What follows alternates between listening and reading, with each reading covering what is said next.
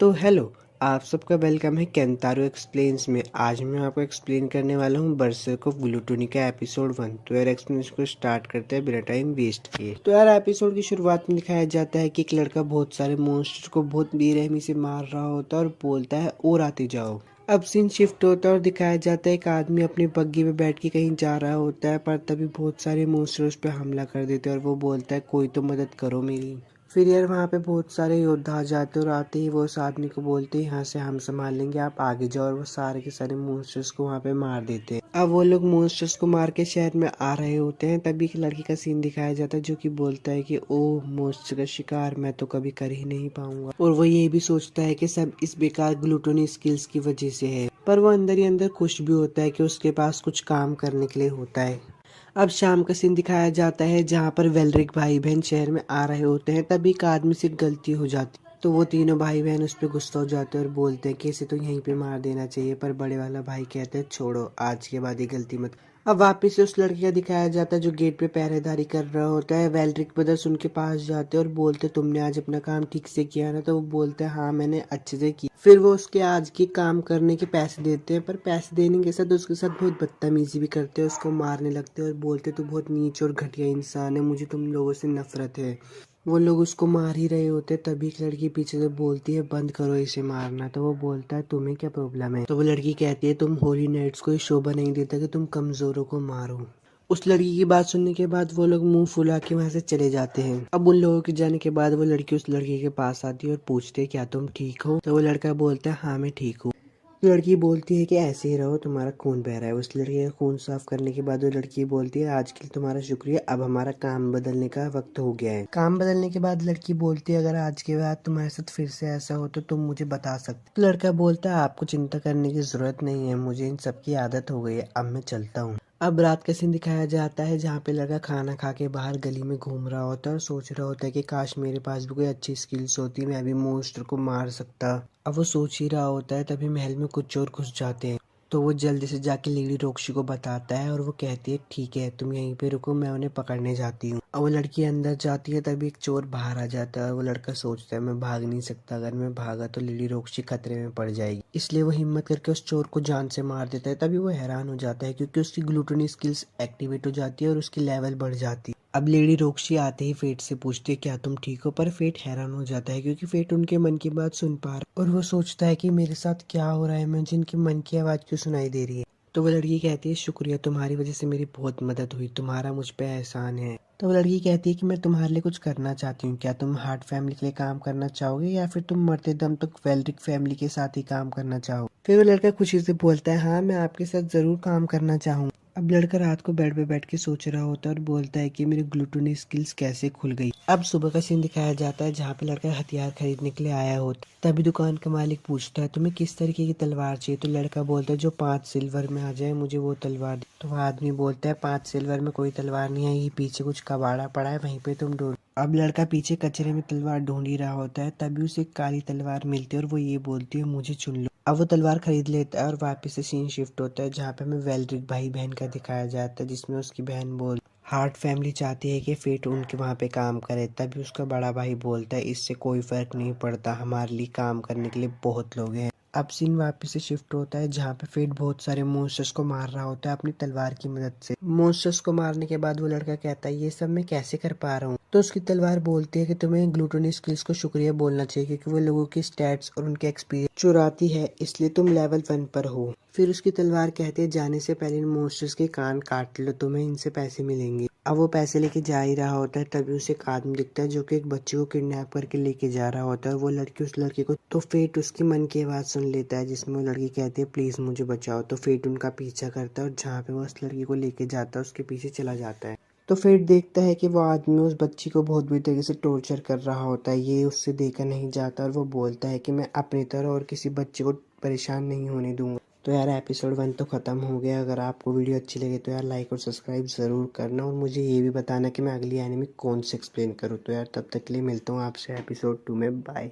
तो मेरे भाई लोग यार कैसे हो आप सब लोग? आज मैं आपको एक्सप्लेन करने वाला हूँ बरसर्क ऑफ ग्लूटोनी का एपिसोड 2। तो चलिए यार एक्सप्लेनेशन को स्टार्ट करते हैं बिना टाइम वेस्ट किए। एपिसोड की शुरुआत में दिखाया जाता है कि एक लड़की किडनैप होती है और एक आदमी उसे बहुत बेरहमी से मार रहा होता है। तभी वो 2 मिनट के लिए बाहर जाता है, फेट उसे आ जाता है बचाने के लिए और कहता है कि अब तुम्हें डरने की जरूरत नहीं। अब फेट उस बच्ची की चैन खोल के बोलता है कि चलो यहाँ से। तभी उसके पीछे वो आदमी खड़ा होता है और बोलता है कि मेरी कभी कभी तुम जैसे गधों से मुलाकात होती है जो अपने आप को इंसाफ कर समझते हैं। अब फेट उस बच्ची को बचाने के लिए अपनी तलवार निकाल ही लेता है। तभी वो आदमी कहता है कि अरे तू जरा खुद को देख, क्या तू उस बच्ची को बचाते हुए लड़ पाएगा। तभी फेट सोचता है कि हाँ। तो फेट सोचता है कि पहले मुझे इस बच्ची को किसी सुरक्षित जगह पे लेके जाना होगा। अब फेट खुद से बात ही कर रहा होता है। तभी उसकी तलवार जवाब देती है और बोलती है कि फेट मेरे पास एक आइडिया है, आगे जाके छुप जाओ। उसे लगता है कि तुम कमजोर हो, हम उसकी कमजोरी का फायदा उठाएंगे। तो लड़का उसकी चोट में तलवार घुसा के बोलता है कि बता किस चूतिए ने तुझे ये काम दिया है। तो वो बोलता है कि मैं बताता हूँ। तो आदमी बताता है कि मैंने ये काम हार्डो के कहने पे किया है। तो फेट समझ जाता है कि हार्डो कौन है, जिसने उसे बचपन में बहुत परेशान किया था। अब उसे जान से मार के उस बच्ची को लेके बाहर चला जाता है। अब फेट उस बच्ची को अपना नाम बताता है और उस बच्ची के पेट से आवाज आती है। तो फेट समझ जाता है कि इसे भूख लग रही है, इसलिए वो उसे मीट खिलाने के लिए ले जाता है। अब सहारा मीट खाते खाते रो रही होती है। तो फेट कहता है कि तुम मेरी भी खा लो। तो सहारा कहती है ठीक। अब फेट सहारा को उसके घर पे ले जाता है और उससे ये भी बोलता है कि अगर तुम चीजों का हंस के सामना करोगे तो तुम हमेशा खुश रहोगी। अब सहारा को घर छोड़ने के बाद फेट रास्ते में होता है और उसकी तरह उसको बोलती है बधाई हो, तुमने अपनी पहली टेक्निकल स्किल हासिल कर ली है। अब फेट सोच ही रहा होता है कि मुझे कैसे न कैसे करके ताकतवर बनना ही होगा। तभी उसकी तलवार बोलती है कि फेट तुम्हारा कल हार्ट फैमिली में पहला दिन है ना काम करने का। तो फेट बोलता है हाँ। तो उसकी तलवार बोलती है कि तुम ऐसे जाओगे वहां पे काम करने। तो फेट चिल्ला के बोलता है कि ओ शिट, मैं तो भूल ही गया। अब सुबह का सीन दिखाया जाता है जहाँ पे फेट अच्छे कपड़े पहनकर हार्ट फैमिली में आता है क्योंकि आज उसका पहला दिन है काम करने का। अब फेट जैसे ही अंदर जाता है तो वो बहुत हैरान हो जाता है क्योंकि वो जगह बहुत बड़ी थी। अब लेडी रोक्शी आती है और बोलती है कि तुम आ गए, मैं तुम्हारा ही इंतजार कर रही थी, मुझे खुशी हुई कि तुम आए। फेट लेडी रॉक्सी को देख ही रहा होता है। तो लेडी रॉक्सी बोलती है क्या बात है। तो फेट बोलता है कि आप बहुत खूबसूरत लग रही हो, इसलिए मेरी बोलती ही बंद हो गई। तो लेडी रॉक्सी बोलती है कि कभी कभी अच्छे कपड़े पहन लेने चाहिए। अब सीन शिफ्ट हो जाता है और फेट अपने काम करने लगता है। अब काम कर ही रहा होता है तभी बूढ़े अंकल आगे बोल पहले हमें लगा था कि तुम एक पागल हो जो अपनी तलवार से बात करते हो और तुम मीट खाते वक्त भी हिचकिचा रहे थे। तो फेट बोलता है कि वो मैंने 5 साल बाद मीट खाई थी इसलिए। अब वो तीनों बात कर रहे होते हैं तभी फेट के पेट से आवाज जाने लगते हैं। तो वो दोनों बूढ़े आदमी बोलते हैं अभी तो हमने खाना खाया था, क्या तुमने खाना खाया था। तो फेट बोलता है हाँ मैंने जरूर खाया था, मुझे इसलिए भूख लग रही है क्योंकि अभी मैं बड़ा हो रहा हूँ ना। अब एक औरत आती है और बोलती है फेट को तुम्हें मालकिन बुला रही। अब लेडी रोक्सी फेट से पूछती है कि तुम्हें 1 हफ्ता होने वाला है काम करते करते, क्या तुम्हें इस काम की आदत हो गई है। पर फेट तो खुद ही कुछ न कुछ सोच रहा होता है। तो फेट हैरान होकर बोलता है कि मेरे पिताजी भी मुझे फे बुलाया करते थे। अब फेट और लेडी रोक्सी बात कर ही रहे होते हैं तभी फेट को चक्कर आ जाता है। अब फेट उठता है और वो अपने कमरे में होता है। तो वो जाके अपनी तलवार से पूछता है कि हे ग्रेट, क्या हो रहा है ये मुझे, पहले तो मैं इस भूख को संभाल लेता था। तो उसकी तलवार बोलती है कि तुम अब पूछने आए हो, अगर एक बार ग्लूटोनी स्किल्स को आत्मा को खाने की आदत लग जाए तो फिर उसे कोई नहीं रोक सकता। तुम जितनी ज्यादा आत्माओं को खाओगे उतनी ही ज्यादा ताकतवर बनोगी। तो फेट बोलता है कि अगर मैं आत्माओं को ना मारूं तो उसकी तलवार बोलती है कि अगर तुमने किसी को नहीं मारा तो तुम पागल हो जाओगे और रास्ते में चलते हुए किसी पे भी हमला कर दोगे। तो फेट की तलवार बोलते है कि मैं तुम्हारी छोटी सी मदद कर देता हूँ, जब भी तुम्हारी भूख बहुत ज्यादा होगी वो तुम्हारी आंखों में दिखाई देगी। अब वो जंगल में जाता है और बहुत सारे मॉन्स्टर्स को मार देता है और ये भी बोलता है कि मैं इसे फिर से महसूस नहीं करना चाहता। तो उसकी तलवार बोलती है कि तुम्हें मॉन्स्टर्स को मारना ही पड़ेगा अगर तुम्हें महसूस नहीं करना। अब वो अपनी तलवार से बात कर ही रहा होता है, वहां पे तभी एक गोब्लिन किंग आ जाता है। उसकी तलवार बोलती है कि तुम इसे मार दो। तो वो गोब्लिन किंग को भी मार देता है। अब फेट की तलवार उससे बोलती है कि अगर तुम मुझे अपने सारे स्टैट्स दे दो तो मैं अपने नए रूप में आ जाऊंगा। तो फेट बोलता है कि एक नया रूप मैं देखना चाहता हूँ। जब फेट को पता चलता है कि उसे अपने सारे पॉइंट्स देने पड़ेंगे तो वो मना कर देता है। पर उसकी तलवार बोलती है कि अगर तुमने मुझे अपने पॉइंट नहीं दिए तो हमारा कॉन्ट्रैक्ट तोड़ना होगा। तो फेट बोलता है कि मेरे पास और कोई चारा नहीं और वो अपने सारे पॉइंट उस तलवार को दे देता है। अपने सारे पॉइंट देने के बाद उसकी तलवार एक नए रूप में आ जाती है और वो तलवार से बो बन जाती है। तो यार एपिसोड 1 तो खत्म हो गया। अगर आपको वीडियो अच्छी लगे तो यार लाइक और सब्सक्राइब जरूर करना और मुझे ये भी बताना कि मैं अगली एनीमे आपके लिए कौन सी एक्सप्लेन करूँ। और तब तक के लिए मैं चलता हूँ, बाय। आज मैं आपको एक्सप्लेन करने वाला हूँ बर्सर्क ऑफ ग्लूटोनी का एपिसोड 3। तो चलिए यार एक्सप्लेनेशन को स्टार्ट करते हैं। और अगर आपको वीडियो अच्छी लगे तो लाइक और सब्सक्राइब जरूर करना। एपिसोड की शुरुआत में कहा जाता है कि एक लड़की गेट के अंदर घुसने की कोशिश कर रही होती है, तो फेट बोलता है कौन है वहाँ पर। वो लेडी रॉक्सी होती है और वो फेट को बोलती है तुमने तो मुझे डरा ही दिया। फेट बोलता है कि आपने ऐसे कपड़े पहन रखे हैं इसलिए मैं पहचान नहीं पा रहा, क्या आप कैसल जा रही हो। लेडी रॉक्सी बोलती है कि अब तुम्हें पता चल गया है तो मैं तुम्हें बता ही देती हूँ, मैं शहर में कुछ खुफिया चीज करने जा रही हूँ। तो फेट बोलता है अच्छा तो आपने इसलिए भेष बदला है। लेडी रॉक्सी बोलती है कि किसी को बताना मत और हारू को तो बिल्कुल भी पता नहीं चलना चाहिए। तो फेट बोलता है ठीक है मैं किसी को नहीं बताऊंगा। अब फेट बोलता है कि मैंने आपका वक्त बर्बाद कर दिया, मुझे माफ कर दो, मैं अपने काम पे चलता हूँ। पर लेडी रॉक्सी बोलती है रुको, मेरे पास एक जबरदस्त आइडिया, क्यों ना तुम भी मेरे साथ चलो। वो दोनों गली के बीच में होते हैं और फेट उसे बार बार रॉक्सी बुला रहा होता है। तो लेडी रॉक्सी बोलती है कि मुझे बार बार लेडी रॉक्सी मत बोलो वरना सब लोग पहचान जाएंगे, मुझे सोचने दो, तुम मुझे लैक्सी बुला सकते हो। अब फेट बोलता है कि बकवास मत करो, चुप रहो। तो लेडी रॉक्सी बोलते है कि मुझे माफ कर देना बकबक करने के लिए। तो फेट बोलता है नहीं नहीं मैं आपको नहीं बोल रहा था, आप बकबक बिल्कुल नहीं करती। अब लेडी रॉक्सी और फेट दोनों मजे कर रहे होते हैं बाजार में घूमकर, पर तभी एक आदमी बोलता है होली नाइट्स आ रहे हैं। तो तभी सब साइड में हो जाते हैं। वो होली नाइट्स अपने रास्ते में जा ही रहे होते, तभी उन्हें किसी की भूख लगने की आवाज आती है। तो वो चिल्लाकर बोलते हैं कौन है किसने। तो फेट बोलता है कि मुझे माफ कर दो सर, पर वो होली नाइट बोलता है मुझे आवाज नहीं आ रही। अब वो होली नाइट फेट पे पैर रखने ही वाला होता है, तभी लेडी रॉक्सी आती है और बोलती है उसने माफी मांग ली है ना। पर वो होली नाइट बोलता है तेरी इतनी हिम्मत, तू हमसे ऐसे बात करेगी। वो नाइट बोलता है कि जरा रुको, मैंने तुम्हें शायद कहीं देखा है। और पब्लिक भी उन्हें पहचानने लगती है कि लेडी रॉक्सी है। तभी फेट की तलवार कहती है कि उससे जरा चिपको, उसके लवर बनो, इससे किसी को पता नहीं चलेगा कि वो लेडी रॉक्सी है। वो दोनों लवर बनने का एक्टिंग करते हैं और वहां से बच के साइड में आ जाते हैं। तो लेडी रॉक्सी बोलते हैं मैंने आज से पहले किसी लड़के का हाथ नहीं पकड़ा, और ये फेट सुन लेता है। सीन चेंज होता है और दिखाया जाता है लेडी रॉक्सी एक हीरे को देख रही होती है। तो फेट उनसे बोलता है कि आपको कुछ पसंद आ गया है। तो लेडी रॉक्सी बोलती है हाँ हीरा। तो वो दुकानदार उनसे बोलता है कि अपनी गर्लफ्रेंड के लिए हीरा ले लीजिए। पर लेडी रॉक्सी बोलती है मुझे हीरा नहीं चाहिए और दुकान से चली जाती। फेट लेडी रॉक्सी से पूछता है कि आपको सच में नहीं चाहिए। तो लेडी रॉक्सी बोलती है मेरे किसी काम का नहीं होते। तभी दो आदमी बात करते हुए जा रहे होते और बोलते हैं कि किसने गोबलिन किंग के कान को काट कर दान कर दिया उस ऑर्फनेज को। लेडी रॉक्सी उनके पास आती है और बोलते हैं क्या तुम मुझे उसके बारे में और बता सकते हो। तो वो दोनों आदमी बोलते नहीं, जाकर वॉरियर से पूछो।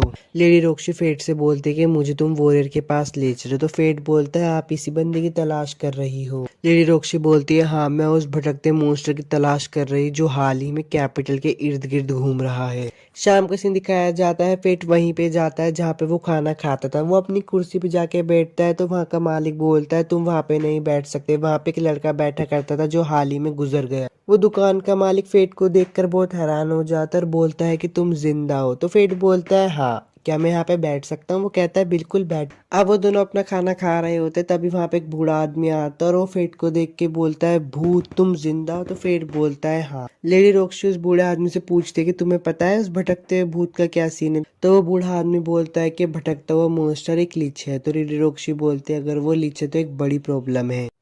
और वो बूढ़ा आदमी ये भी बोलता है कि इसलिए होली नाइट्स उस लीच को मारने पे लगे हुए हैं।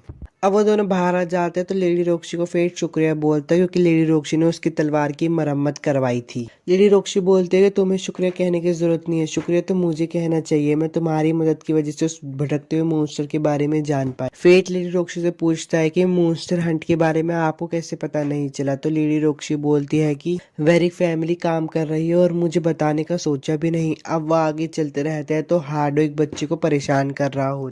फेट उस बच्चे को बचा लेता है। तो लेडी रॉक्सी राफेल से पूछती है कि तुमने उस मॉन्स्टर हंट के बारे में मुझे क्यों नहीं बताया। तो राफेल का भाई बोलता है कि मुझे लगा तुम अपने पिता के गुजरने से सदमे में होगी। लेडी रॉक्सी बोलती है कि मैं ठीक हूँ। तो राफेल बोलता है जानकर खुशी हुई, अब हम चलते हैं। फेट उस बच्चे से पूछता है तुम खो गए हो। तो वो बच्चा बोलता है हाँ मुझे मम्मी नहीं मिल रही। तो फेट बोलता है कोई नहीं, मैं तुम्हारी ढूंढने में मदद करता हूँ। बच्चे की मम्मी को ढूंढने के बाद फेट बोलता है कि अब हमें घर चलना चाहिए वरना हम मुसीबत में फंस जाएंगे। लेडी रॉक्सी फेट को बोलते कि अब हम फंसने ही वाले तो हम साथ मिलकर फंसेंगे। तो फेट बोलता है ठीक है चलो चलते हैं घर। अब रात का सीन दिखाया जाता है जहाँ पे फेट अपनी तलवार से पूछ रहा होता है मैं बिना लेडी रॉक्सी को पता चले कैसे मॉन्स्टर्स को मार सकता हूँ। तो उसकी तलवार बोलती दिमाग में एक आइडिया आ तो रहा। वो एक मास्क को देखता है और उसकी तलवार बताती है कि इस मास्क को पहनने से जो भी तुम्हें देखेगा तुम उसे अलग दिखोगे। अब सुबह का सीन दिखाया जाता है जहाँ पे फेट लेडी रोक्सी को एक गिफ्ट देता है और बोलता है कि शुक्रिया मुझे जॉब देने के लिए, और बोलता है कि आपकी वजह से मुझे इतना अच्छा कमरा और घर और खाने को मिला। लेडी रोक्सी बोलते है कि बताओ तुम्हें क्या चाहिए, तो फेट बोलता है मुझे कुछ नहीं चाहिए।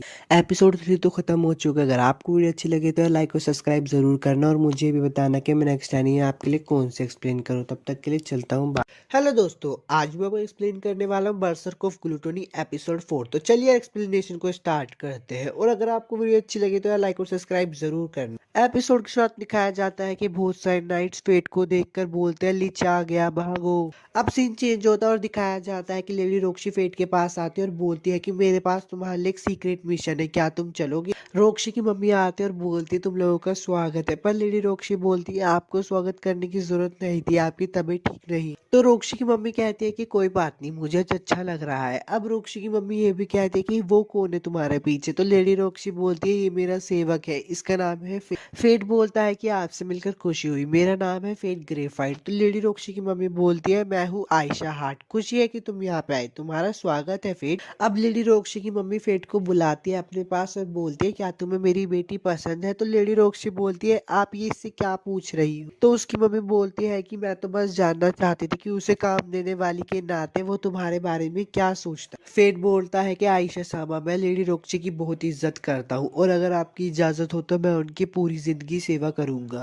फेट की सारी बातें सुन के लेडी रोक्सी वहां से चली जाती है। तो फेट बोलता है मैंने कुछ गलत बोला। तो उनकी मम्मी बोलती है जब उसे शर्म आती है तो वो भाग जाती है, वो जरा सी भी नहीं बदली। फेट अंगूर की खेत में काम कर रहा होता है, तभी उसके पास एक आदमी आता और बोलता है कि इसे पी लो, इससे तुम्हारी थकान खत्म हो जाएगी। फेट उस जूस को पीकर बोलता है कि ये तो बहुत स्वादिष्ट है। तो वो आदमी बोलता है ना ये स्वादिष्ट तो होना ही चाहिए क्योंकि हमने इस स्वाद को बनाने में बहुत मेहनत की है, हमें गर्व है कि हम इसका इतना अच्छा स्वाद बना पाए। तो फेट बोलता है सर मेसन को भी है। वो आदमी बोलता है कि मैंने सुना है कि वो गालिया में मारे गए, लेडी रोक्सी के लिए ये बहुत मुश्किल रहा होगा। हमें तो पता भी नहीं था कि लेडी रोक्सी इस साल आएगी भी या फिर नहीं आएगी, पर हम खुश है क्योंकि वो इस साल आई। तो फेट उनसे पूछता है लेडी रोक्सी हर साल फसल की कटाई में मदद कर, तो वो बोलता है कि अंगूर का खेत उसका भी हिस्सा है और वो यहाँ पे मॉन्स्टर्स को भी मार देती है। जब अंगूर की कटाई होने वाली होती है तो बहुत सारे मॉन्स्टर भी खाना खाने के लिए आते हैं, पर लेडी रोक्सी उन सबको मार देती है। शाम का सीन दिखाया जाता है जहाँ पे लेडी रोक्सी फेट को बोलती है तुम मेरे बिना चले जाओ। तो फेट बोलता है ठीक। फेट अपने घर के रास्ते में जा ही रहा होता है, तभी उसे एक लड़की बोलती है तुम सुनो। तो फेट बोलता है उसकी आंखें तो बिल्कुल मेरी तरह है। फेट उस लड़की को बोलता है तुम्हें क्या चाहिए, पर वो लड़की उसे बोलती है शायद लगता है मैं बहुत जल्दी आ गई हूँ, और वहां से चली जाती है। फेट अपनी तलवार से पूछता है कि वो कौन है, पर उसकी तलवार उसे कुछ नहीं बताती।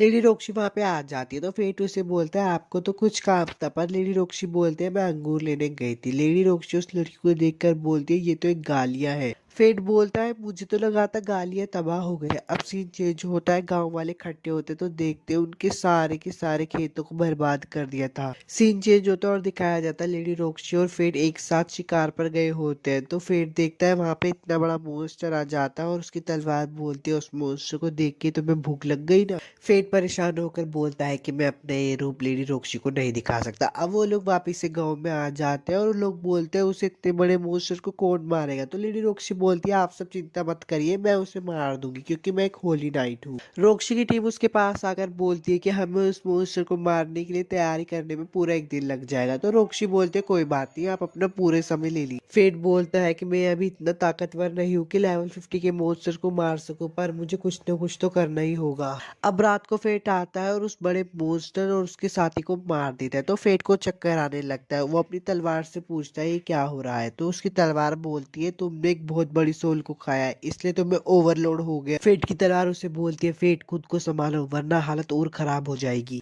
अब लेडी रोक्सी सुबह ब्रेकफास्ट करते हुए अपनी मम्मी को बताती है कि उस मॉन्स्टर को किसी और ने ही मार दिया, शायद वो एक गालिया होगी क्योंकि वो एक होली नाइट से भी ज्यादा बहादुर होती है और ताकतवर भी। रोक्सी की मम्मी फेट से बोलती है कि मैं चाहती हूँ कि तुम लेडी रोक्सी के साथ हमेशा रहो। फेट बोलता है पर मेरे जैसा कोई। तो रोक्सी की मम्मी बोलते हैं मैं ये नहीं कह रहा कि तुम्हारे पास गौरवीय शक्ति होनी चाहिए या फिर तुम्हारे पास कोई होली नाइट जैसी ताकत हो, मेरे पास ज्यादा टाइम नहीं बचा इसलिए मैं चाहती हूँ कि तुम रोक्सी का साथ दो। फेट और रोक्सी अब वहां से आ जाते हैं। अब रात का सीन दिखाया जाता है जहाँ पे फेट कुछ गोबलिन को मारकर कह रहा होता है मेरी भूख तो शांति नहीं हो रही। तो उसकी तलवार बोलती है कि तुम्हारी स्किल को अब बड़ी आत्माओं को खाने की आदत लग गई, इसलिए छोटी आत्माओं से अब तुम्हारा काम नहीं चलेगा। फेट, वक्त निकलता जा रहा है, तुम्हें सही समय पर सोचना होगा। रोक्शी अपनी पापा की कब्र पे जाती है और बोलती है मुझे गालिया को ढूंढने के लिए चुना गया है, पर उसके पीछे से फेट बोलता है प्लीज ऐसा मत करिए, आप वहाँ पे मत जाइए। पर रोक्शी बोलती है कि मैंने जाने का फैसला कर लिया है, अब मैं जाकर ही रहूंगी। एपिसोड 4 तो खत्म हो गया। अगर आपको वीडियो अच्छी लगे तो लाइक और सब्सक्राइब जरूर करो और मुझे भी बताओ कि मैं नेक्स्ट टाइम भी आपके लिए कौन सी एक्सप्लेन करूँ।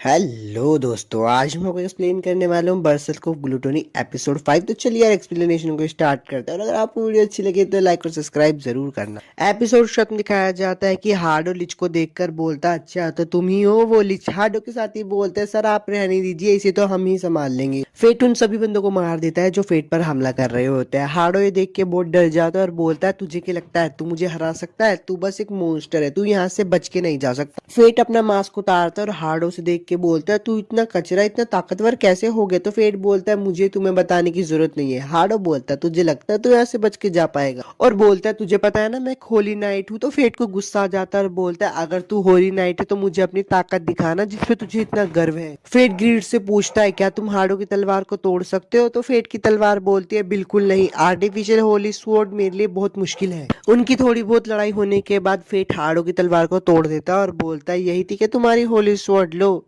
इसे अब उठाओ यहाँ से। हार्डो अपनी टूटी हुई तलवार को देख के डर जाता है और पीछे हटने लगता है। तो फेट उसे बोलता है तुम तो एक होली नाइट थी ना, तो पीछे क्यों हट रहे हो, तुम सही में किसी काम के नहीं हो, एकदम बेकार हो। फेट हार्डो को पटक पटक के मारता है तो हार्डो बोलता है प्लीज मुझे जान दो। फेट को ये बात सुन के और भी गुस्सा आ जाता है और वो बोलता है तुम्हारी ये हिम्मत कैसे हुई है कहने की, लोगों के साथ कीड़े जैसा बर्ताव करने के बाद, और अब तुम्हारी वजह से लेडी रोक्सी के ऊपर भी खतरा मंडरा रहा है, तुझ जैसे घटिया इंसान की वजह से। हार्डो फेट से बोलता है तुमने मुझे पूरा क्यों नहीं मारा, मुझे मार दो बस। फेट बोलता है अभी नहीं, मुझे तुमसे कुछ सवाल पूछने हैं। हार्डो बोलता है लेडी रोक्सी के बारे में। लेडी रोक्सी बोलती है मैं जाऊंगी, अगर मेरी जिंदगी इस किंगडम के किसी भी इंसान को बचा सकती है तो मैं जरूर जाऊंगी। वापिस से फेट का सीन दिखाया जाता है। अब फेट फाइनली हार्डो को मार देता है तो हार्डो की स्किल भी फेट को मिल जाती है। तो फेट की तलवार उससे बोलती है तुम एक होली नाइट बन गए हो। तो फेट बोलता है मुझे होली नाइट नहीं बनना। फेट की तलवार बोलती है मुझे लगा ही था तुम ऐसा कहोगे, क्यों ना तुम मेरी सेकंड लेवल का इस्तेमाल कर सकते हो। तो फेट बोलता है बिल्कुल करो, ऊपर से इसके स्टेट्स लेने से मेरे उल्टी करने का मन कर रहा है। फेट की तलवार उसकी सारे स्टेट्स लेकर बोलती है ये है मेरी सेकंड लेवल एक ग्रेट साइथ, श्राप जो इस ब्लेड में बसा हुआ है वो कुछ समय के लिए किसी भी चीज को काट सकता है। फेट बोलता है किसी भी चीज को काट सकती है, तो वो मन में सोचता है काश लेडी रोक्सी की ट्रिप को भी काट सकती। अब लेडी रोक्सी जाने वाली होती है तो सबको बाय बोल रही होती है। अब फेट के पास आती है और बोलती है हम फिर मिलेंगी फेट।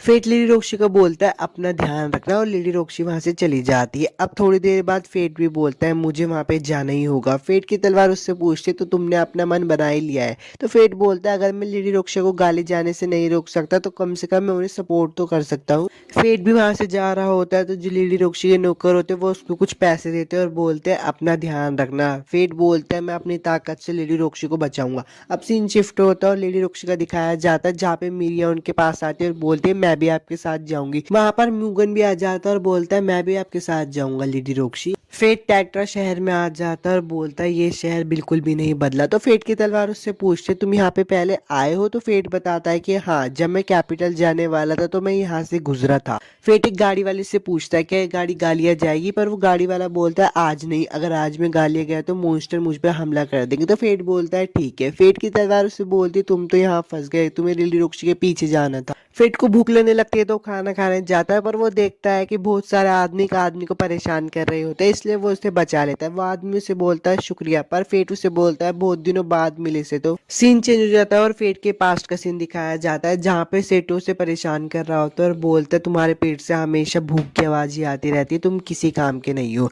अब थोड़ा सा आगे का सीन दिखाया जाता है जिसमें फेट के पापा उसे बोलते हैं तुम जड़ी बूटियां बनाने लगे हो, पर फेट बोलता है आप हमेशा जख्मी होके आते हो इसलिए मैं जल्दी बनाने लगा। फेट के पापा मर जाते हैं तो गांव के लोग बोलते हैं डीन के पास स्पेयर टेक्निक स्किल थी तो गांव के सरपंच ने उसे रखा, पर इस बच्चे को कौन रखेगा। वो देखता है कि गांव वाले उसके ऊपर पत्थर बरसाने लगते हैं और बोलते हैं तेरा इस गांव में कोई काम नहीं है, निकल जहाँ से, तू किसी काम का नहीं है। अब प्रेजेंट का सीन दिखाया जाता है जहाँ पे से तो फेट से बोलता है मुझे तुम्हारी मदद की जरूरत है फेट। फेट बोलता है गांव के सरपंच का बेटा है सेटो, मुझे पता है इन्होंने मेरे साथ क्या काम किया है। तभी फेट की तलवार बोलती है फेट चलो ना इसका काम कर देते हैं, वैसे भी तुम्हें अपनी ग्लूटोनी स्किल्स की भूख को भी तो मिटाना है। फेट बोलता है ठीक है मैं तुम्हारे गाँव के मॉन्स्टर्स को मार दूंगा। अब वो गाँव की तरफ जा रहे होते तो सेटो के पापा बोलते हैं जिस कचरे को हमने निकाला था तुम उसे वापिस लेकर आ गए। सेटो बोलता है फेट बहुत ताकतवर है, मैंने उसे गुंडों को हराते हुए देखता है। तो सेटो के पापा बोलते हैं हमें तुमसे उम्मीद नहीं थी, तुम्हें योद्धा लाने को कहा था पर तुम्हें कचरे को उठा कर लिया है। सेटो फेट को अपने घर पे ले आता है और बोलता है जो भी पहले हुआ उसके लिए मैं माफी चाहता हूँ। पर फेट बोलता है मुझे तो इसकी आदत है, तुम मुझे थोड़ा मॉन्स्टर्स के बारे में बताओ। तो सेटो उसे बताता है कि कुछ महीने पहले गाँव में मॉन्स्टर्स दिखाई दिए जो कि उड़ते हैं। तो फेट बोलता है ये तो बहुत बुरी बात है। तभी सेटो की लड़की वहां पे आ जाती है और बोलती है आप किससे बात कर रहे हो, ये आप टॉफी खाना चाहोगे। फेट वो टॉफी खा लेता है और वहां पे चक्कर खा के गिर जाता है। सेटो बोलता है क्या पिताजी सच में फेट की बलि देना चाहते हैं, और वो उसको उठाने की बहुत कोशिश करता है। बाहर जाकर देखते हैं तो मॉन्स्टर भी हमला करना शुरू कर देते। तो यार एपिसोड 4 तो खत्म हो गया। अगर आपको वीडियो अच्छी लगे तो लाइक और सब्सक्राइब जरूर करना, और मुझे ये भी बताना कि मैं नेक्स्ट टाइम में आपके लिए कौन सी एक्सप्लेन करता हूँ। तब तक के लिए चलता हूँ यार, बाय।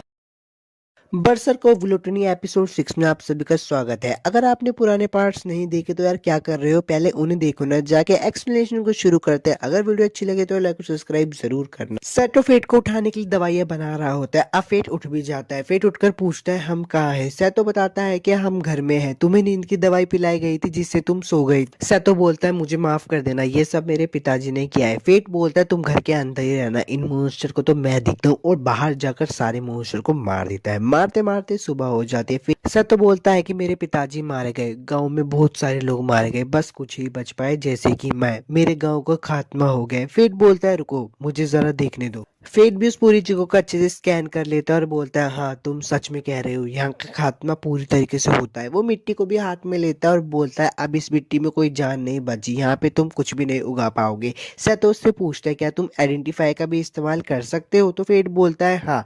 तो सतो बोलता है फिर खतरनाक चीजें करके वॉरियर बनने का क्या फायदा, तुम आइडेंटिफाई का इस्तेमाल करके अच्छी जिंदगी जी सकते हो। फेट बोलता है मेरे पास लड़ाई करने के अलावा कोई चारा नहीं है। सतो बोलता है मैं भी शहर जाऊंगा और एक जॉब ढूंढूंगा अपनी बेटी के खातिर। अब थोड़ा सा आगे का सीन दिखाया जाता है। सतो बोलता है कि मैं चाहता हूँ कि तुम मुझे मारो, मैंने बचपन में तुम्हारे से इतना बुरा व्यवहार किया उसके लिए मुझे माफ कर देना। फेट बोलता है ठीक है, अपने दांत अंदर कर लो, और उसे बहुत जोरों का मुक्का मारता है। सतो बोलता है कि इतनी जोरों का कौन मारता है, तुम अभी भी भोंदू ही हो। फेट बोलता है अपनी बेटी का ख्याल रखना। सतो बोलता है तुम भी अपना ख्याल रखना। फेट वहां से जा ही रहा होता है और बोलता है चाहे गांव वाले कितने बुरा क्यों ना हो, लेकिन इन सबको मरता हुआ देखकर बहुत बुरा लग रहा है। रोक्शी का सीन दिखाया जाता है। रोक्शी के टीममेट मेंबर बोलते हैं हम ब्लानचेस्टर शहर पहुंचने ही वाले हैं। तो रोक्शी बोलती है हाँ जब हम वहां पहुंच जाएंगे हम चीजों को इकट्ठा करने का काम करेंगे। म्यूगल लेडी रोक्शी से बोलता है जब हम ब्लानचेस्टर पहुंच जाएंगे तो संभल कर रहना। लेडी रोक्शी बोलती है तुम्हारे कहने का मतलब क्या है। म्यूगन बोलता है जब तुम पहुंच जाओगी तुम खुद ही समझ जाओगी। फेट अपना गाड़ी में जा रहा होता है तो गाड़ी का मालिक बोलता है मैं तुम्हें यहाँ पर लेके तो आ गया हूँ पर तुम्हें मेरी सुरक्षा करनी पड़ेगी। तो फेट भी बोलता है हाँ ठीक है मैं तुम्हारी रक्षा करूंगा। तभी सामने बहुत सारे गुंडे आ जाते हैं। वो गुंडे फेट से बात कर रहे होते हैं, पीछे से गालियां आ जाती है और उन सबको हवा में उड़ा देती है। फेट उसे देखकर बोलती तुम तो वही हो ना। गालियां बोलती मैंने तुम्हें इन गुंडों से बचाया, तुम्हें मेरा एहसानमंद होना चाहिए। और उस गाड़ी के मालिक से पूछते क्या मैं भी तुम्हारे साथ चल सकती हूँ। गाड़ी का मालिक बोलता है बिल्कुल, जब आपने हमारी मदद की है तो हम आपको लेकर चलेंगे। गालियां भी उनके साथ चली जाती है। वो लोग रास्ते में सफर कर ही रहे होते हैं। गालियां फेट से पूछते हैं मुझे तुम्हारा नाम नहीं पता। तो फेट बोलता है मेरा नाम है फेट ग्रेफाइट। गालियां बोलती है अच्छा फेट ऑफ ग्लूटोनी। फेट बोलता है ये सब तुम्हें कैसे पता। तो गालियां बोलते मेरे पास भी डेडली सिन की स्किल है तो मैं बता सकती हूँ। फेट बोलता है डेडली सिन। तो माइन बोलते क्या तुम्हें फेट ने बताया नहीं। अब वो अपने बारे में बताती है। वो बोलते मैं हूँ माइन ऑफ रेथ, तुमसे मिलके अच्छा लगा, मुझे भूख लग रही है। फेट अपने पापड़ निकालता है और बोलता है क्या तुम खाना चाहोगी। फेट बोलता है सारा मत खाओ मेरे लिए भी छोड़ो। तभी गाड़ी का मालिक बोलता है हम शहर पहुंचने ही वाले हैं। तभी एक लड़की का नाटक शुरू हो जाता है। वो गाड़ी का मालिक बोलता है कितनी बेकार एक्टिंग कर रहा है। तो फेट बोलते कि वही है जिसे लेडी रोक्शी लीड करने वाली है। तो वो आदमी बोलता है हाँ लेडी रोक्शी बस यहाँ पे पहुंचने वाली है। फेट की तलवार उसमें हंसते और बोलते तुम तो लेडी रोक्शी के पीछे जाने वाले थे, तुम तो उससे आगे निकल गए। अब वो दुकान का मालिक वहां से निकल जाता है। माइन फेट के कंधों पे ही सो जाती है। तो फेट बोलता है ओए खड़े खड़े मत सो। अब वो उसको उठा के चल लेता है और बोलता है ये सब कैसे हो गया। फेट की तलवार बोलती है हार मान लो, वो इतनी जल्दी उठने वालों में से नहीं है। फेट बोलता है मुझे लगता है तुम उसे अच्छे से जानते हो। पर तलवार कुछ नहीं बोलती और वापस से चुप हो जाती है। फेट आगे बढ़ने की कोशिश कर रहा होता है, पर सैनिक उसे रोक लेते हैं और बोलते हैं यहाँ से आगे बस गांव के लोग ही जा सकते हैं। अगर तुम्हें होटल लेना है तो वो तुम्हें वहां पे मिल जाता है। फेट एक होटल ले लेता है और अपनी तलवार से पूछता है तुम माइन को कैसे जानते हो। फेट की तलवार बताती है कि हम एक पुराने दोस्त हैं जो कि आपस में मिल जाते हैं, और ये उस स्लोथ पर भी लागू होता है। फेट बोलता है माइन की कुल्हाड़ी। वो बोलता है हाँ, स्लोथ और मैं एक डेडली वेपन है। तो फेट बोलता है हाँ, माइंड भी मुझे अपनी डेडली सिन के बारे में बता रही थी कि वो उसकी स्किल है, क्या तुम इसके बारे में जानते हो। ग्रीड बोलता है अच्छा, तो तुम्हारे जानने का समय आ चुका है। वो उसे बताता है कि स्लोथ, व्रैथ, प्राइड, लस्ट, ये सारी ताकतें उन लोगों को तोड़ने के लिए बनाई है जिन्हें भगवान ने बनाया, इसलिए इनको इमोर्टल वेपन कहा जाता है। उनमें से ग्लूटोनी सबसे ज्यादा पापी है। फेट बोलता है अच्छा समझ गया, एक बार ग्लूटोनी को आत्माओं को खाने का चस्का लग जाए तो फिर उसे कोई नहीं रोक सकता। लगता है शायद ये सारी मेरी सजा है। तो ग्रीड बोलता है ऐसी बात नहीं है, माइंड पर भी सारी बातें लागू होती है, उसकी स्किल भी बहुत खतरनाक है। फेट बोलता है आखिर मैं ही क्यों, इतना तो इसमें कुछ खास भी नहीं है। तो ग्रीड बोलता है ओए फेट, ऐसी भावनाओं को मत रखो वरना एक दिन ग्लूटोनी स्किल्स तुम्हें काबू कर लेगी और तुम पर हावी हो जाएगी। अब फेट भूख मिटाने की रात को शिकार करने के लिए चला जाती है। तो ग्रीड बोलता है अपनी भूख को एक साथ मत मिटाओ, धीरे धीरे करके मिटाओ। तभी उसके सामने एक सैंडमैन आ जाता है और उन लोगों की बहुत जबरदस्त फाइट होती है। माइन का सीन दिखाया जाता है जो कि उठकर आती है और एक क्वेस्ट पढ़ती है जिसमें लिखा होता है जो कोई भी सैंड गोलम को हराएगा उसे इनाम दिया जाएगा। फेट और सैंडमैन की लड़ाई चली रही होती है, वो दोनों बहुत अच्छी तरीके से लड़ाई कर रहे होते हैं, पर वहां पे कुछ लोग भी फंसे हुए होते हैं, इसलिए फेट सैंडमैन को हराकर उन लोगों को बचा लेता। वो लोग फेट को शुक्रिया बोलते हैं क्योंकि फेट ने उन लोगों को बचाया होता है। उनमें से एक लड़का बोलता है मेरा नाम है बार्ट, तुम्हारा नाम क्या है। तो फेट उसे बताता है मेरा नाम है कॉर्पस। अब सुबह का सीन आ जाता है और माइन बिना कपड़ों के बैठी होती है। तो फेट बोलता है जरा कपड़े पहन लो। तो माइन बोलते है तुम बस अभी बच्चे हो तो मुझे क्यों शर्म आएगी। फेट बोलता है मुझे तो शर्म आ रही है ना। माइन बोलते तुम्हारे दिमाग में बहुत गंदे ख्याल आ रहे हैं। फेट बोलता है ऐसा नहीं है। ग्रीड बोलता है तुम दोनों की अच्छी बन रही है। अब माइन तैयार होकर कहीं जा रही होती है, तो फेट पूछता है तुम कहाँ जा रही हो। माइन बताती है कि मैं सैंड गोलम का शिकार करने जा रही हूँ। तो फेट बोलता है मैं तो उसे कल रात ही हरा चुका हूँ। माइन गुस्सा हो जाती है और बोलती है तुमने मेरा शिकार चुरा लिया। तो फेट बोलता है अच्छा अच्छा, तुम आधा ले लेना। अब वो लोग अपना इनाम देने के लिए जा रहे होते तो वो लड़की बोलती है मिस्टर कॉर्पस, सैंड गोलम को हराने के लिए आपका शुक्रिया, ये लीजिए आपके 100 गोल्ड कॉइन। माइन फेट को बोलते तुम ये मास्क क्यों लगाते हो, ये बहुत घटिया है। तो फेट उसे बताता है कि मैंने मिस्टर कॉर्पस बन के सैंड गोलम को हराया, तो मुझे मिस्टर कॉर्पस बन के ही इनाम को लेना होगा। तभी वहां पे सर रुडोल्फ आ जाते हैं और बोलते तो तुम ही हो जिसने मिस्टर सैंड गोलम को हराया है, अब से तुम मेरी सेवा करोगे और तुम्हें मना करने का कोई हक नहीं है। जब एक नाइट बोलता है तो तुम उसे मना नहीं कर सकते। माइन उसके पास जाती है और बोलती है ऐसा नहीं चलेगा, वो मेरा शिकार था। रुडोल्फ माइन को देखकर बोलता है तुम तो अभी बच्चे हो, तुम्हें तो घर जाकर अपनी माँ का दूध पीना चाहिए। माइन को बात सुनकर बहुत गुस्सा आता है और वो उसे वहीं पे ही उड़ा देती है। एपिसोड 6 तो खत्म हो गया। अगर आपको वीडियो अच्छी लगी तो लाइक और सब्सक्राइब जरूर करना और मुझे भी बताना कि मैं नेक्स्ट एनिमे आपके लिए कौन सी एक्सप्लेन करूँ। मिलता हूँ आपसे नेक्स्ट एनिमे एक्सप्लेनेशन वीडियो में। एपिसोड की शुरुआत में कहा जाता है कि फेट बोलता है तुम्हें पक्का यकीन है कि तुम्हारे पास व्रत है, ग्लूटोनी स्किल नहीं, और हमने सारा खाना अभी खरीदा था, तुम कितना खाओगी और ये खाना जाता कहाँ है। माइन को ये बात सुन के बहुत गुस्सा आ जाता है और वो अपनी ताकत का इस्तेमाल करती है। फेट उसको बोलता भी कि मत करो और उसकी ताकत इस्तेमाल करने की वजह से गाड़ी टूट जाती है। गाड़ी का मालिक कहता है कि इसके पैसे मैं अलग से लूंगा। माइन कहीं पे जा रही होती है तो फेट बोलता है अरे कहाँ जा रही है, और उसके पीछे पीछे चलने लगता है। वो एक गाँव में आ जाता है तो ग्रीड बोलता है ये जगह तो बहुत शांति भरी लगती है, हम गालिया के बहुत करीब आने वाले हैं और मॉन्स्टर का खतरा भी बढ़ता जा रहा है, पर इस गांव में इतनी शांति कैसे है। मुझे तो लगता है कि इस गांव की हिफाजत कोई ताकतवर बंदा करता है। फेट बोल रहा है कि अच्छा मुझे समझ आ गया और आगे बढ़ने लगता है। तभी वो एक आदमी को बैठा देखता है और उससे पूछता है जरा सुन आपको पता है इस गाँव का मुखिया कौन है। तो वो बंदा बोलता है हाँ, इस गाँव का मुखिया मैं ही हूँ। तो फेट बोलता है कि मैं यहाँ पे कहीं रहने की जगह ढूंढ रहा हूँ, तो क्या आप मुझे दोगे। फेट और ग्रीड दोनों ही उसकी तलवार देखकर समझ जाते हैं कि वो एक होली नाइट है और वो ही इस गांव की रक्षा करता है। वो मेयर बोलता है अच्छा ठीक है, मैं तुम्हें जगह तो दे दूंगा, पर मेरी एक शर्त है, तुम्हें मेरे साथ मुकाबला करना होगा।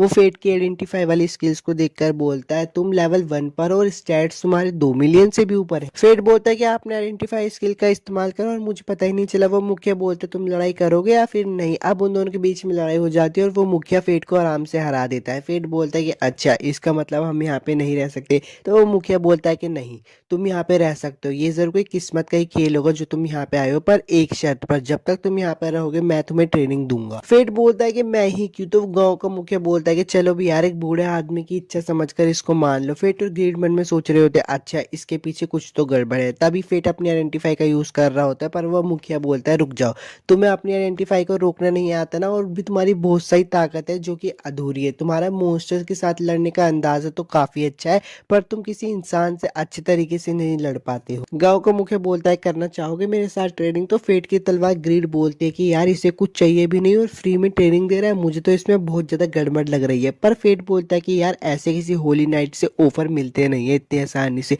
तो ग्रीड बोलता है ठीक है तुम्हारी मर्जी, जो करना है करो। फेट बोलता है कि मेरा नाम है फेट ग्रेफाइट और मुझे आपसे सीखने में बहुत खुशी होगी। तभी उस गांव के मुखिया का नाम पता चलता है, उसका नाम है आरुण। वहाँ माइन भी आ जाती है और बोलते फेट हमें वहाँ पे कैंप लगाने की जगह मिल गई है। तो फेट बोलता है नहीं, मुझे रहने की जगह मिल गई है। सीन दिखाया जाता है कि आरुण फेट को ट्रेनिंग दे रहा होता है और सुबह से शाम हो जाती है। आरुण बोलता है कि कल हम असली ट्रेनिंग करेंगे। फेट भी बोलता है ठीक है, पर फेट को तभी कुछ मॉन्स्टर की गंध आ रही होती है और वो देखता है कि वो गंध उस कैसल से आ रही होती है। तभी आरुण की आवाज जाती है ये सब क्या है। वो आके अंदर देखते हैं माइन ने सारा खाना खा लिया होता है। फेट बोलता है कि इसके लिए मुझे माफ कर देना। आरुण बोलता है कि ठीक है, मैं गांव से कुछ खाना मांग कर लेके आता हूँ। दूसरा दिन दिखाया जाता है ट्रेनिंग का। आरुण फेट को एक लकड़ी देता है और बोलता है तुम इस लकड़ी से मेरे वार से बचना। पर फेट बोलता है ये तो बस एक लकड़ी है, तो टूट जाएगी। आरुण बोलता है कि मैं ट्रेनिंग दे रहा हूँ ना, मुझे पता है तुम कर लोगे। और उन दोनों के बीच में फिर से प्रैक्टिस शुरू हो जाती है।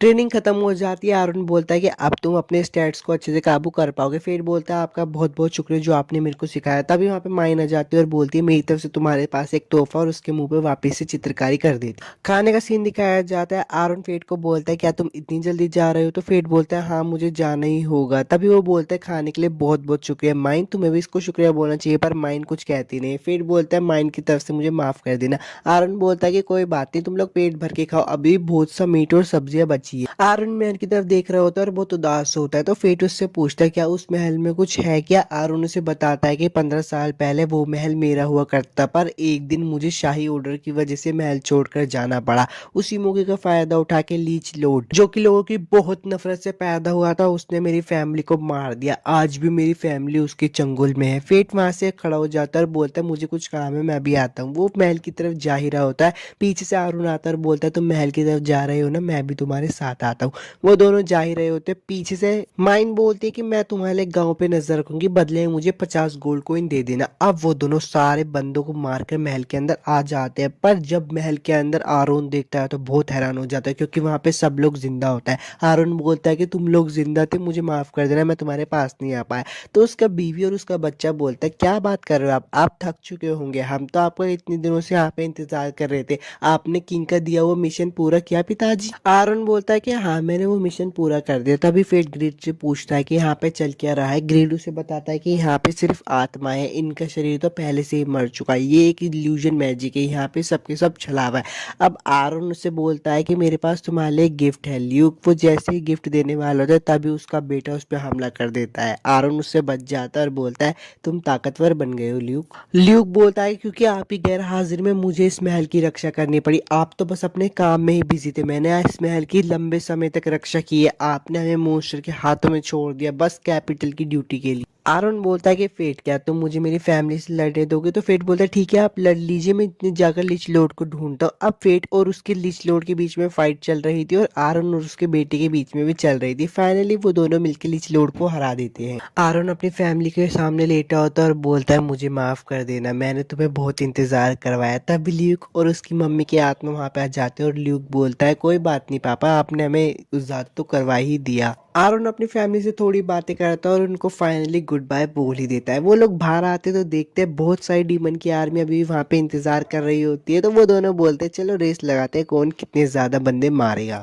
सुबह हो जाती है और माइंड गुस्सा हो रही होती है और बोलते तुम लोगों ने बहुत देर लगा दी। फेट बोलता है कि शांत हो जाओ, गुस्सा मत करो। तभी आरुण उसके हाथ में उसकी फीस रख देता है और बोलता है माफ कर देना, हमने देर कर दी। आरुण ये भी बोलता है कि अच्छा मुझे याद आ गया, मैंने तुम्हें कहा देखा था 50 साल पहले जब इस गाँव पे डीमन ने हमला किया था, तब तुम यहाँ पे बचाने आई थी, तुम तब भी एक वॉरियर की तरह लगती थी और अब भी एक वॉरियर की तरह लगती हो। माइन बोलते तुम्हारी नज़र अच्छी है आरोन, 1000 साल की ट्रेनिंग से आरोन तुम मुझ तक पहुंच सकते हो। आरोन फेट को बोलता है कि सुनो, जब तुम्हारी जर्नी खत्म हो जाए तो तुम यहाँ पे वापस लौट कर आ जाना, मैं तुम्हें कुछ ज़रूरी बात बताना चाहता हूँ। और ऐसे ही फेट और माइन अपनी जर्नी को कंटिन्यू रखते हैं आरोन को बाय बोलकर। एपिसोड 7 तो खत्म हो गया। वीडियो अच्छी लगी तो लाइक और सब्सक्राइब जरूर करते।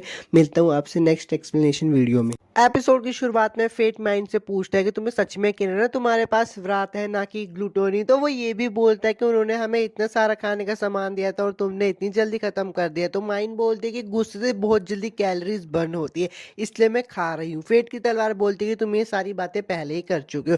माइंड फेट को बोलती है कि तुम खाना चाहोगे। माइंड फेट को अपने हाथों से खिलाती है और बोलती है हाँ ये हुई ना बच्चों वाली बात, और जाके उसकी गोदी में लेट जाती है। फेट बोलता है कि तुम मेरी गोद में क्यों सो रही हो। माइंड बोलती है कि जमीन बहुत कड़क है इसलिए तुम्हारा गद्दा मैंने इस्तेमाल कर लिया। फेट माइंड को सोते हुए देखकर बोलता है कि देखो कैसे बच्ची की तरह लगती है सोते हुए। फिर उसे एक सीन याद आ जाता है जिसमें माइंड बोलती है कि हम फैंटम है, हमें मरने की इजाजत नहीं है, हमें भी बहुत सारे काम करने हैं। फेट ग्रीड से पूछता है कि हे सुनो, तुम्हें पता है किसकी तरफ लड़ रही है। पर ग्रीड कुछ नहीं बोलता। फेट बोलता है कि तुम हमेशा की तरह सब कुछ पता होते हुए भी आज भी कुछ नहीं बोलोगे। ग्रीड बोलता है कि हाँ शायद, पर जब तुम इसके साथ सफर कर ही रहे हो तो तुम्हें पता लग जाएगा। लेडी रोक्सी का सीन दिखाया जाता है। उनके साथी उनसे पूछते कि हम गालियां पहुंचने वाले हैं ना लेडी रोक्सी। तो लेडी रोक्सी कहती है हाँ। म्यूगन से पूछते कि अभी हम कहाँ पहुंचे हैं। म्यूगन उन्हें बताता है कि हम हाउसन के करीब पहुंचने वाले हैं। वो लोग कैसल की तरफ पहुंच जाते हैं तो मिलिया उसको देखकर बोलते कि वाओ ये कैसल कितना बड़ा है। तो लेडी रोक्सी बोलते कि हाँ ये बड़ा है क्योंकि यहाँ पे पहले आरुण रहा करते थे। मिलिया कहती है अब यहाँ पे कौन रहता है।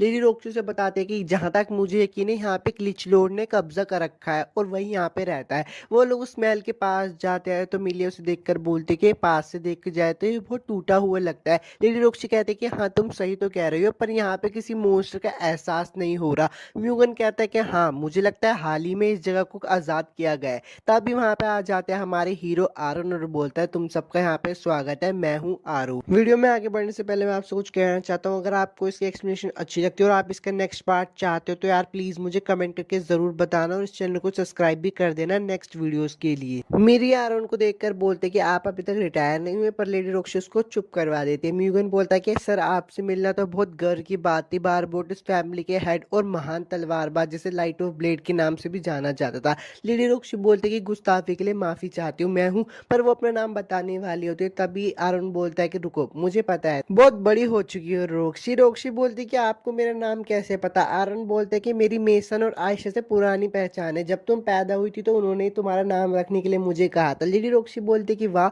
मुझे तो बात कभी पता ही नहीं थी, मेरे पेरेंट्स ने मुझे बात कभी बताई ही नहीं। म्यूगन वहां पे आकर बोलता है कि मुझे जलन हो रही है लेडी रोक्सी, आपका नाम एक हीरो ने रखा है। आरोन बोलता है कि मैं हीरो रह चुका हूँ पर अब मैं हीरो नहीं हूँ, तुमने तो मेरे रिटायर होने की वजह पता ही ली होगी रोक्सी। जिनकी मुझे हिफाजत करनी थी उनकी तो मैं हिफाजत कर नहीं पाया और उनको मैंने खो दिया। अब मेरे पास लड़ने के लिए कोई वजह नहीं बची। तो लेडी रोक्सी पीछे से बोलते पर आपने तो लिचलोड को हरा दिया ना। तो आरन बोलते हैं नहीं मैंने ये सब अकेले नहीं करा, मैंने उस लड़के के साथ मिलकर ये करा, उसी की बदौलत मैं उसे हरा पाया। म्यूगन बोलता है कि अच्छा वो लड़का बहुत जाबाज ही रहा होगा जिसने आपके साथ लड़ाई करके लिचलोड को हराया है। मीरिया भी पीछे बोलती है कि मुझे उससे मिलना है, बताओ ना वो कहाँ है। लेडी रोक्सी बोलती है कि आप मुझे उसका नाम बता सकते हो, मुझे कैपिटल में जाके बताना है कि हाउसन से किसने लिचलोड को भगाया। आरन बोलता है कि मुझे माफ कर देना पर मैं नहीं बता सकता। थोड़ा पहले का सीन दिखाया जाएगा जिसमें फेट आरन से बोलता है कि अगर कोई भी मेरे बारे में पूछे ना तो प्लीज उनको मत बताना, ये अजीब सी रिक्वेस्ट करने के लिए मैं माफी चाहता हूँ। आरन बोलता है कि उसने अपना नाम राज रखने के लिए बोला है। लेडी रोक्सी बोलती है कि अच्छा कोई बात नहीं मैं समझ गई, अब मैं चलती हूँ और गुस्ताखी के लिए माफ करना। आरन बोलता है तुम गालियां जा रही हो। लेडी रोक्सी बोलती है हाँ पर आपको कैसे पता। आरन बोलता है कि होली नाइट्स का यहाँ पे आना मतलब एक ही मकसद हो सकता है, क्या तुम्हें यहाँ पे वेलरिक ब्रदर्स ने भेजा है। तो लेडी रोक्सी बोलता है नहीं मैं यहाँ पे खुद से आई हूँ। आरन लेडी रोक्सी से पूछते हैं तुम मुझसे ट्रेनिंग लेना चाहोगी,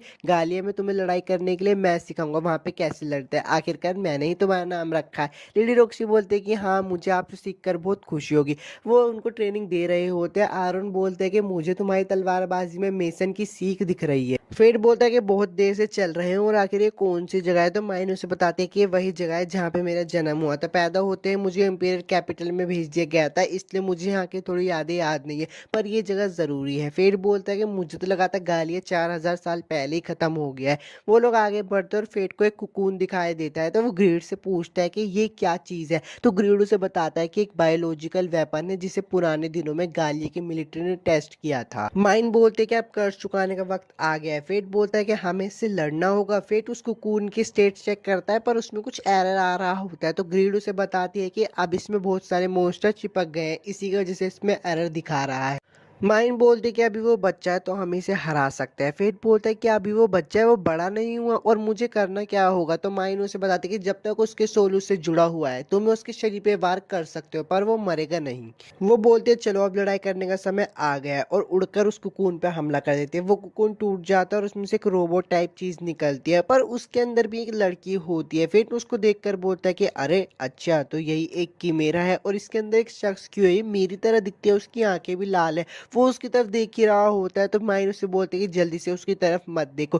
ग्रिड भी उसको बोलता है कि हाँ तुम उसकी तरफ मत देखो वरना हिल नहीं पाओगे। माइन बोलते चलो उसे खत्म कर देते हैं पर फेट उसे बोलते कि अगर मैंने उसे बोला तो वो हमेशा के लिए मेरी ताकत के अंदर कैद हो जाएगी और कभी आजाद नहीं हो पाएगी। पर माइन उसे बोलते कि उसकी शक्ल पर मत जाओ, वो दिखती इंसानों जैसी हो पर उसके अंदर एक मॉन्स्टर है, अगर भोले बने रहोगे तो हमेशा मारे जाओगे। फिर उन लोगों के बीच में होती है बहुत तगड़ी लड़ाई पर एंड में आके फेट उसको मार ही देता है। फेट उसे बोलता है कि मुझे इसको मारने में हमेशा वाली खुशी नहीं हो रही, बस अंदर ही अंदर एक दुख हो रहा है। तो ग्रीडो से बोलता है कि हाँ बात तो सही है, गलत हुए ना, पर तुमने अपनी बिरादरी वाले को खा लिया। फेट माइन के पास आता है और उससे पूछता है क्या तुम उसे जानती थी। माइन उसे बताता है कि मैं इन सारी बातों को काफी सालों पहले ही भूल गई थी, पर अगर कोई किमेरा बनता है तो मुझे उसे मारना ही पड़ेगा वरना और लोग मारे जाएंगे। फेट मन में सोच रहा होता है कि अच्छा एक दिन इसकी जगह पे मैं भी हो सकता हूँ। फेट माइन को बोलता है कि हे माइन मैं तुमसे कुछ पूछना वो बोलता है कि अगर मैं कभी भी अपना होश खो दूं कि मैं तुमसे चाहता हूं कि प्लीज तुम मुझे मार देना, क्योंकि मुझे पता है अगर मैं एक बार बेकाबू हो गए तो सिर्फ तुम ही मुझे रोक सकती हो। माइन उसके पास आती है और उसको हक करके बोलती है कि ठीक है अगर तुम ऐसा चाहते हो तो मैं ऐसे ही करूंगा, और उसको हक कर लेती है। फेट बोलता है कि मैं तो बेबीलोन की तरफ जा रहा हूँ, तुम अब क्या करोगे। तो माइन उसको बताते हैं कि अभी भी कुछ काम बाकी है, मैं अपने गाँव को फिर से बनाना चाहती हूँ। फेट वहां से जा ही रहा होता है पर माइन उसको बोलते है कि मुझे लगता है कि हम फिर से मिलने से पहले तो तुम मर जाओगे। पर फेट बोलता है ऐसा कुछ नहीं होगा। फेट भी बेबीलोन पहुंच जाता है तभी उसे आवाज आती है कि रास्ते से हट जाओ, कैपिटल की मालकिन आ चुकी है। वो देखता है कि वहां पे लेडी रोक्सी आ चुके हैं इसलिए वो अपना मास्क लगा लेता है। वो उसको देख ही रहा होता है तभी उसके कान में आवाज आती है कि वो मरने वाली है, और तभी वो पीछे मुड़ के देखता है तो कोई भी नहीं होता। वो सोचता है क्या ये मेरा वहम था। एपिसोड 8 तो खत्म हो गया यार। वीडियो अच्छी लगी तो लाइक और सब्सक्राइब जरूर कर देना। मिलता हूँ आपसे नेक्स्ट टाइम में एक्सप्लेनेशन वीडियो। एपिसोड की शुरुआत में फेट बोलता है कि बेबीलोन में कई तरह के वॉरियर्स इकट्ठे होते हैं, जैसे कि मार्सेंडरीज, माहिर लड़ाकू रह चुके होली नाइट्स और होली नाइट्स के प्रति नफरत रखने वाले लोग भी। अगर तुम ताकतवर हो बेबीलोन में तभी तुम्हारी गलती को माफ किया जा सकता है वरना नहीं किया जा सकता। दूसरे शब्दों में उन्हें मॉन्स्टर से निपटने के लिए हर तरह की मदद की जरूरत होती है। वो बोलता है कि ये जगह मेरे लिए बिल्कुल परफेक्ट है। अब सीन चेंज हो जाता है, लेडी रोक्सी का सीन दिखाया जाता है। उनके पास एक बंदा आता है, बोलता है मैं हूँ नॉर्दर्न अलिस्टेयर, 5 महान फैमिलीज में से किसी एक की सेवा कर पाना मेरे लिए बहुत गर्व की बात है लेडी रोक्सी। तो लेडी रोक्सी बोलती है आप मेरे पिता की गैर हाजिर में बेबीलोन को संभाल रहे थे, आपकी सेवा के लिए बहुत बहुत शुक्रिया। तो अलिस्टेयर बोलता है नहीं, मैं सर मेसन को बचा नहीं पाया, उनकी सेवा करते हुए भी उन्हें बचा नहीं सका, मुझे माफ कर देना। लेडी रोक्सी हैरान होकर बोलती जब उनकी मौत हुई तो तुम उनके साथ थे। नॉर्दर्न बोलता है हाँ। लेडी रोक्सी से बोलती कि अपना सर उठाओ, मैं यहाँ हुक्म के चलते और अपने पिता के नक्शे कदम पर चलने आई हूँ, हमें मॉन्स्टर्स को मारकर लोगों की और गालिया की हिफाजत करने दीजिए। ये सब देखकर मीरिया बोलते कि वो लेडी रोक्सी को प्यार भरी नजरों से देख रहा है, उनकी पवित्रता खतरे में है, मुझे कुछ करना ही होगा। तभी म्यूगन उसे पकड़ लेता और बोलता है कि होली नाइट से पंगा लोग तो सर अलग कर दिया जाएगा। लेडी रोक्सी पीछे मुड़ते और बोलते कि मीरिया और म्यूगन चलो इस शहर को घूमते हैं।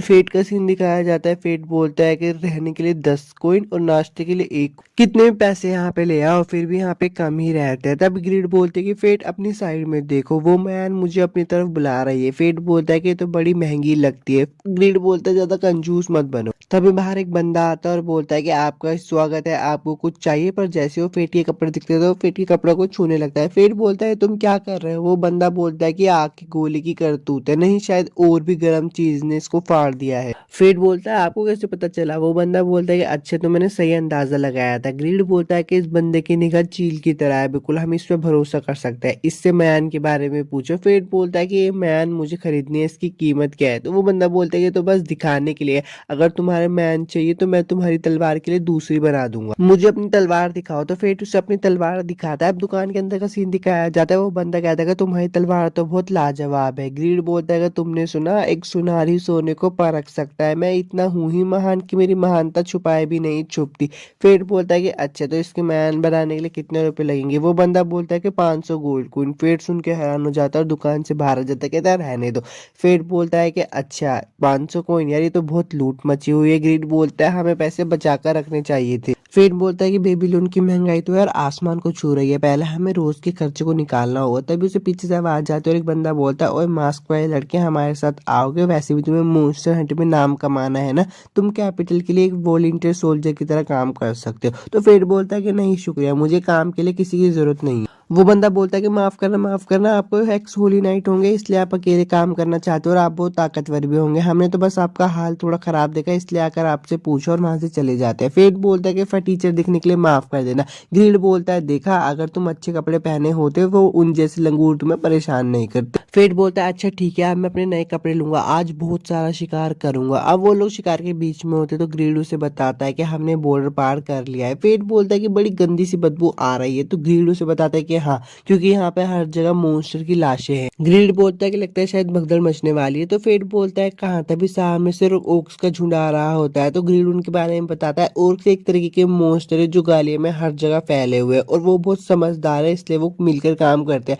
उनकी संख्या लगभग 50 होंगी। मैं कहूंगा इनसे लड़ना मतलब इंसानों से लड़ना जैसा। फेट बोलता है कि ठीक है, मैं समझ गया, अब वक्त आ चुका है जो मुझे आरोन ने सिखाया था उन सबका इस्तेमाल करने का। वो ओक्स पे हमला करने वाला होता है, तभी इंसानों को एक झुंड आ जाता है और ओक्स पे हमला कर देता है। फेट वहां पे खड़े होकर देख रहा होता है। तो ग्रीड बोलता है कि पागल होके जे क्या कर रहे हो, जाकर उनके किल चुराओ ना। तो फेट बोलता है तो बदतमीजी होगी। ग्रीड बोलता है कि शिकार करने में कोई भी तमीज नहीं होती। तभी वहां पे एक और ओक्स का झुंड हमला कर देता है। तो फेट बोलता है मुझे किसी के किल चुराने नहीं पड़ेंगे। ग्रीड भी बोलता है हाँ, अब तुम्हारे पास हीरो बनने का वापस से समय आ गया और वो सारे ओक्स को मार देता है। ग्रीड उससे बोलता है ये क्या हुआ? फेट उसे बताता है कि मैंने इतने सारे ओक्स को मार दिया तब भी मेरी ग्लूटोनी स्किल्स में कुछ हलचल नहीं हो रही। तो ग्रीड उससे पूछता है जब तुमने हानियल को मार था उसके बाद से कुछ हलचल नहीं हो रही? फेट उसे बोलता है हाँ, क्या आरोन मुझे इसी के लिए वो सब सिखा रही थी? ग्रीड बोलता है कि जल्दी से इन सबके कान ले लो और जाके शहर में इनको बेच आओ। फेट उन सबके कान लेके बेचने के लिए आ रहा होता है। लोग बाग उसे देख के बहुत हैरान हो रहे होते हैं, कह रहे होते कि तो दो पार्टियों के मिलके तभी इतने सारे कान आ सकते हैं और इसने काम अकेले कर दिया। फेट उसके सामने कान रखता है और बोलता है कि मुझे इन सबके पैसे दे। तो वो लड़की कहती है कि मैं इन्हें अभी गिन कर देती हूँ। पर तभी उसके पीछे एक बंदा आता है और बोलता है कि ओए हमारा माल क्यों चुरा रहा है? ग्रीड बोलता है कि अगर फेट वहां नहीं होता ना तो तुम सबका वहां पे कुकुम्बर निकल जाता। वो बंदा बोलता है कि सारा माल मेरे हवाले कर दे। फेट बोलता है मैं आखिरी मौका देता हूँ पीछे हटने का, पर वो सब नहीं मानते और फेट पे हमला कर देते हैं। एक एक करके फेट सबको हरा देता है और अपने पैसे लेके वहां से जा रहा होता है। पर लेडी रोक्सी से पीछे से बोलते क्या ये सब तुमने किया, तुम इन सबके जिम्मेदार हो? लेडी रोक्सी को हालात समझ आ जाती है तो वो बोलती है अच्छा, पहले उन्होंने तुम पे हमला किया इसलिए तुमने उन पे हमला किया? तो फेट बोलता है हाँ, मैंने सिर्फ अपने सेल्फ डिफेंस में हमला किया, अब मेरा क्या होगा? तो लेडी रोक्सी बोलते कुछ नहीं, मैं इस बार तुम्हें माफ कर देती हूँ। और पीछे मुड़कर गुंडों को भी बोलती है कि अच्छा, मैं तुम्हें भी माफ कर दूंगी लेकिन तुम्हें एक रात हवालात में बिताने होंगे। लेडी रोक्सी फेट को कुछ बोलते हैं पर फेट सुन नहीं रहा हो तो वो कुछ सोच रहा होता है। मीरिया उसे बोलती है कि लेडी रोक्सी तुम्हें कुछ बोल रही है और तुम उसे सुन नहीं रहे हो और तुमने मास्क भी लगा रखा है, इसको उतारो। वो उसकी मास्क उतारने की जबरदस्ती कर रही होती है तो म्यूगन बोलता है फालतू बातें मत करो। लेडी रोक्सी बोलती है इसकी कोई जरूरत नहीं है। वो फेट से माफी मांगते और बोलते कोई परेशानी खड़ी मत करना और थोड़े अच्छे से कपड़े बदल लो। ये बात सुन के तो फेट वहां से भाग जाता है। फेट बाहर आ जाता है तो ग्रिलू से बोलता है कि देखो अब लेडी रोक्सी ने भी बोल दिया, तुम्हें अपने आप को साफ कर लेना चाहिए और अच्छे कपड़े पहन लेना चाहिए और तुम्हें मेरे लिए म्यान खरीदनी चाहिए। तो फेट बोलता है कि अभी हमारे पास इतने पैसे नहीं है, हमें पहले कमाने होंगे। तभी वहां पे वो दुकान का बंदा आ जाता है और बोलता है कि मैंने सुना कि तुमने गिल्ड में सारे गुंडों को हरा दिया, क्या तुम लड़ाई करते हुए मेरे गियर पहनना चाहोगे? फेट बोलता है कि इतनी जल्दी इसकी खबर बन भी गई? वो बंदा बोलता है कि अरे मैंने अपना नाम तो बताया नहीं, मेरा नाम है जेट और मैं 3 महीनों से गियर की दुकान चला रहा हूँ। अब वो लोग दुकान के अंदर आ जाते तो फेट उसे बोलते कि अच्छा, तो अभी तुमने नाम नहीं बनाया इसलिए तुम चाहते हो कि मैं तुम्हारे कपड़े पहन के तुम्हारा प्रमोशन करूँ? तो वो बंदा कहता है कि हाँ मुझे किसी ऐसे बंदे की तलाश थी जो कि मेरे गियर्स को पहन के मेरा नाम बढ़ा सके, तो क्या तुम मेरे साथ काम करना चाहोगे। फेट बोलता है कि हाँ इस ऑफर को मना करने की कोई वजह नहीं है। वो उसे अपने कपड़े पहना देता है और बाद में बोलता है लाओ 800 रुपये दे दो। फेट बोलता है मुझे तो लगा ये फ्री था। फेट बोलता है कि जैसे ही मैं पैसे कमा रहा हूँ उतनी तेजी से मेरे पैसे जा रहे हुए। अब उसको भूख लगने लगती है तो वो एक पब में चला जाता है। वहां पे एक लड़की होती है जिसे देख के उसकी नजरें नहीं हट रही होती। फेट बोलता है यार ये क्या भला है। वो लड़की फेट के पास आती है और बोलती है मुझे तुम्हारा इंतजार था। फेट बोलता है कि मैंने तो मास्क पहन रखा है फिर भी इसने मुझे कैसे पहचाना। वो लड़की बोलती है मैं भी तुम्हारे जैसी हूँ इसलिए छुपना छुपाना मेरे सामने नहीं चलेगा, मैं हूँ एरिस। अब वो दोनों एक कमरे में आ जाते हैं तो वो किसी बोलती है अपना मास्क उतार लो, वैसे ही मैं तुम्हें अच्छे से देखना चाहती हूँ। तभी एरिस की थोड़ी स्किल्स उस पर लगने लगती है तो एरिस बोलती है मुझे माफ कर देना मेरे इस पे कोई कंट्रोल नहीं है। फेट बोलता है कि तुम मेरा काफी समय से इंतजार कर रही थी, इसका मतलब क्या है। तो एरिस उसे बताती है कि जब तुम कैपिटल में थे ना मैं तुम्हारा तभी से इंतजार कर रही थी। जब तुम्हारी ग्लूटोनी स्किल्स जागी तो मैंने तुमसे मिलने का सोचा पर मैंने इसे आगे के लिए छोड़ दिया क्योंकि मुझे पता था कि तुम्हारी कभी ना कभी तो ग्रीड से मुलाकात होगी। फिर बोलता है कि अच्छा अगर तुम्हें ग्रीड के बारे में पता है तो तुम्हें माइन के बारे में भी पता होगा। तो एरिस बोलती है हाँ लेकिन मेरी उससे ज्यादा बातें नहीं होती, मैं दूसरी पीढ़ी की हूँ, मैं पहली पीढ़ी वालों से ज्यादा अच्छे से जानती नहीं। फिर बोलते पहली लड़की है तो एरिस बोलती है हाँ मेरी फ्रेंड वालों से इतनी ज्यादा बनती नहीं है। और हाँ माइन से याद आया कि तुमने हैनियल को खत्म कर दिया, उसके लिए बधाई हो, वैसे भी वो एक सरदर्दी था। तो फिर बोलते यार तुम्हें तो सच में सब कुछ पता है। एरिस बोलते मुझे सब कुछ तो नहीं पता पर मुझे अभी भी समझ नहीं आ रहा कि उस खून को वहां पे फेंका किस। एरिस बोलते कि चलो अब ये सब छोड़ो सीधा काम की बात पर आते हैं। फेट बोलता है कि हैं तो अब तक हम सारी बातें क्या कर रहे थे। एरिस उसे बोलते कि डेडली सिन के साथ साथ होते हुए मैं एक किंगडम की गार्डियन भी हूँ। मेरे लिए किंगडम के काम लोगों से ऊपर है, सीधा कहूँ तो मैं उज्जवल भविष्य के लिए काम कर रही हूँ। तो फेट बोलता है तुम कहना क्या चाहती हो। एरिस उसे बोलते कि मेरे को पता है लेडी रोक्सी गालिये में मरने वाली है। फेट को गुस्सा जाता है और बोलता है ये कैसा बेहुदा मजाक है, तुम चाहती हो कि लेडी रोक्सी मर जाए। एरिस बोलते हैं लेडी रोक्सी की मौत से हमें बहुत फायदा होगा। तो फेट बोलता है कि उनकी मौत से किसी को फायदा नहीं होगा और वहां से चला जाता है। एरिस बोलते हैं कि प्लान तो शुरू हो चुका है, एपिसोड 9 खत्म हो चुका है, अब एपिसोड 10 की तरफ चलते हैं। एपिसोड की शुरुआत में नॉर्दर्न लेडी रोक्सी से बोलता है कि जिस फोर्स को हमने गाली से सामान लाने के लिए भेजा था उससे हमारा कॉन्टेक्ट टूट गया है। तो लेडी रोक्सी बोलते हैं कॉन्टेक्ट टूट गया इसकी कोई वजह पता है। नॉर्दर्न बोलता है कि नहीं। लेडी रोक्सी बोलते कि अच्छे तो बताओ उनका कॉन्टेक्ट कहाँ टूटा। नॉर्दर्न उन्हें बताता है कि ग्रेट रवाइन में। लेडी रोक्सी बोलती है कि हम उन्हें बचाने के लिए जा रहे हैं। साथ में फेट बोलता है कि मैजिक क्रिस्टल। तो जेड बोलता है कि हाँ इस तलवार की मैन बनाने के लिए उनकी जरूरत पड़ेगी पर हाल ही में उनका मिलना मुश्किल हो गया है। तो फेट बोलता है इनका माल भी नहीं आ रहा। जेड उसे बताता है कि रॉयल आर्मी मैजिक क्रिस्टल की सप्लाई पर नजर रखती है इसलिए मुझे नहीं पता। ग्रीड फेट से बोलता है कि हमें क्रिस्टल को लेके ही आना होगा। तो फेट जेड से पूछता है कि मैं क्रिस्टल लेके आ जाऊंगा, मुझे बता दो कि वो कहाँ मिलेंगे। जेड बताता है कि वो गालिया में मिलेंगे। ग्रीड बोलता है कि कोई दिक्कत नहीं है हम आसानी से लेकर आ जाएंगे। फेट बोलता है कि ठीक है मैं लेकर आ जाऊंगा। जेड बोलता है अच्छा तो मैं तुम्हें डिस्काउंट दूंगा। अब वो उस नक्शे में बता रहा है कि ये वही नक्शा है जो मेरे मास्टर मटेरियल्स इकट्ठा करने के लिए इस्तेमाल करते। ग्रीड बोलता है कि ठीक है मतलब हमें हमारी म्यान को बनाने के लिए नए संवर पर निकलना होगा। वो लोग सफर में बहुत सारे मॉन्स्टर से भी मिलते हैं और उनको मार भी देते हैं। लेडी रोक्सी का सीन दिखाया जाता है। मीरिया उनको बुलाती है और बोलती है कि लेडी रोक्सी ये देखिए। पीछे से नॉर्दर्न ने बोलता है कि हाँ यहाँ पे कंपास काम नहीं करते। मीरिया बोलती है तो हम गेट रिवाइन के रास्ते का पता कैसे लगाएंगे। तो म्यूगन बोलता है कि चांद और सितारों की पोजीशन से हम दिशा का पता लगाते हैं लेकिन आज तो बादल छाए हुए हैं। लेडी रोक्सी बोलती है हाँ चांद भी नहीं दिखाई दे रहा। लेडी रोक्सी ने बताती है कि जहाँ पे ओर्स की संख्या ज्यादा होती है वहाँ पे गालिया का रास्ता होता है थोड़ा बहुत। तो म्यूगन बोलता है कि फिर तो बस हमें ओर्स का पीछा करना है और हमें गालिया में जाने की दिशा मिल जाएगी। तो लेडी रोक्सी बोलते हैं कि इसमें थोड़ा खतरा है क्योंकि यहाँ पे ओर्स के अलावा और भी बहुत सारे मॉन्स्टर है, यहाँ पे क्राउन बीस्ट भी होते हैं, हमें बहुत ध्यान से जाना होगा। फेट का सीन दिखाया जाता है। ग्रीड से बोलता है कि काफी समझदार हो गए हो। तो फेट बोलता है कहना क्या चाहते हो। ग्रीड बोलता है कि योद्धा को लड़ाई करने से पहले आराम करना चाहिए। फेट बोलता है चुप करो, आंखें बंद कर लेता है। आंखें बंद करने पे वो एक जगह पे आ जाता है जो कि पूरी सफेद होती है। तभी उसके सामने वही लड़की आती है जिसको उसने मारा था।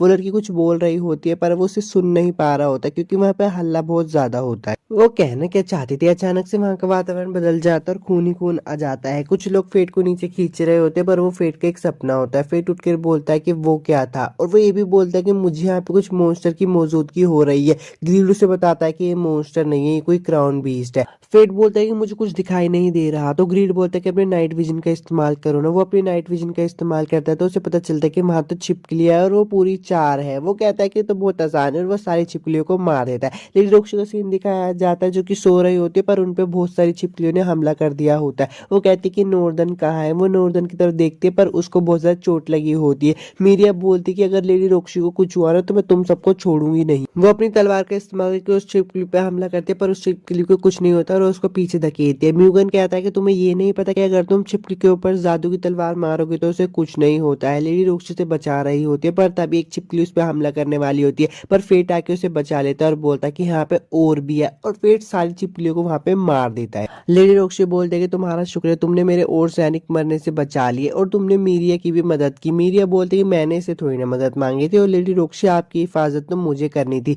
म्यूगन बोलता है कि बेवकूफ थोड़ी तो शर्म करो, उससे तुम्हारी जान बचाइए। म्यूगन बोलता है कि हम फिर से मिल गए, मैं हूँ इस यूनिट का कैप्टन, मेरा नाम है म्यूगन। लेडी रॉक्सी बोलती कि यह है नॉर्दर्न और अब ये बेबीलोन की सुरक्षा कर रहा है। नॉर्दर्न बोलता है कि तुम्हारा शुक्रिया, तुमने हमारी जान बचा ली। फेट बोलता है कि इन सब की कोई जरूरत नहीं है पर मुझे अभी एक बात की बहुत चिंता हो रही है और वो एक छिपकली के ऊपर निशान दिखाता है। लेडी रॉक्सी पास जाकर बोलती है कि हाँ, इस वाली छिपकली के पास भी ऐसा ही निशान है। मीरिया बोलती है कि चारों छिपकली पर एक ही निशान है। फेट बोलता है यहाँ पर चल क्या रहा है। म्यूगन उसे बताता है कि आमतौर पर क्राउन ब्रिज कभी साथ में काम नहीं करते। मीरिया बोलती है कि मुझे ऐसा लगा वो लोग लेडी रॉक्सी के पीछे थे। लेडी रॉक्सी बोलती है कि मुझे लगता है बस इस जरूर कोई इत्तेफाक होगा। पीछे से नॉर्दर्न बोलता है कि पता नहीं गालिया में क्या हो रहा होगा, जबकि डिवाइन ड्रैगन भी जाग चुका है अपने घोंसले से। वो लोग ग्रेट रिवाइन पहुंच जाते हैं तो फेट बोलता है मदद पाकर खुशी हुई। म्यूगन बोलता है कि किस्मत की बात है, हम एक ही तरफ जा रहे हैं। लेडी रॉक्सी हाथ आगे बढ़ाते और बोलते मैं तुम्हारी दुआ करूंगी कि तुम्हारी जर्नी अच्छी जाए। फेट उनसे हाथ मिलाने के लिए घबरा रहा होता है क्योंकि वो उनका दिमाग पढ़ सकता है पर जल्दी से मीरिया आके उसके हाथ को पकड़ लेती है और फेट उसका दिमाग पढ़ लेता है।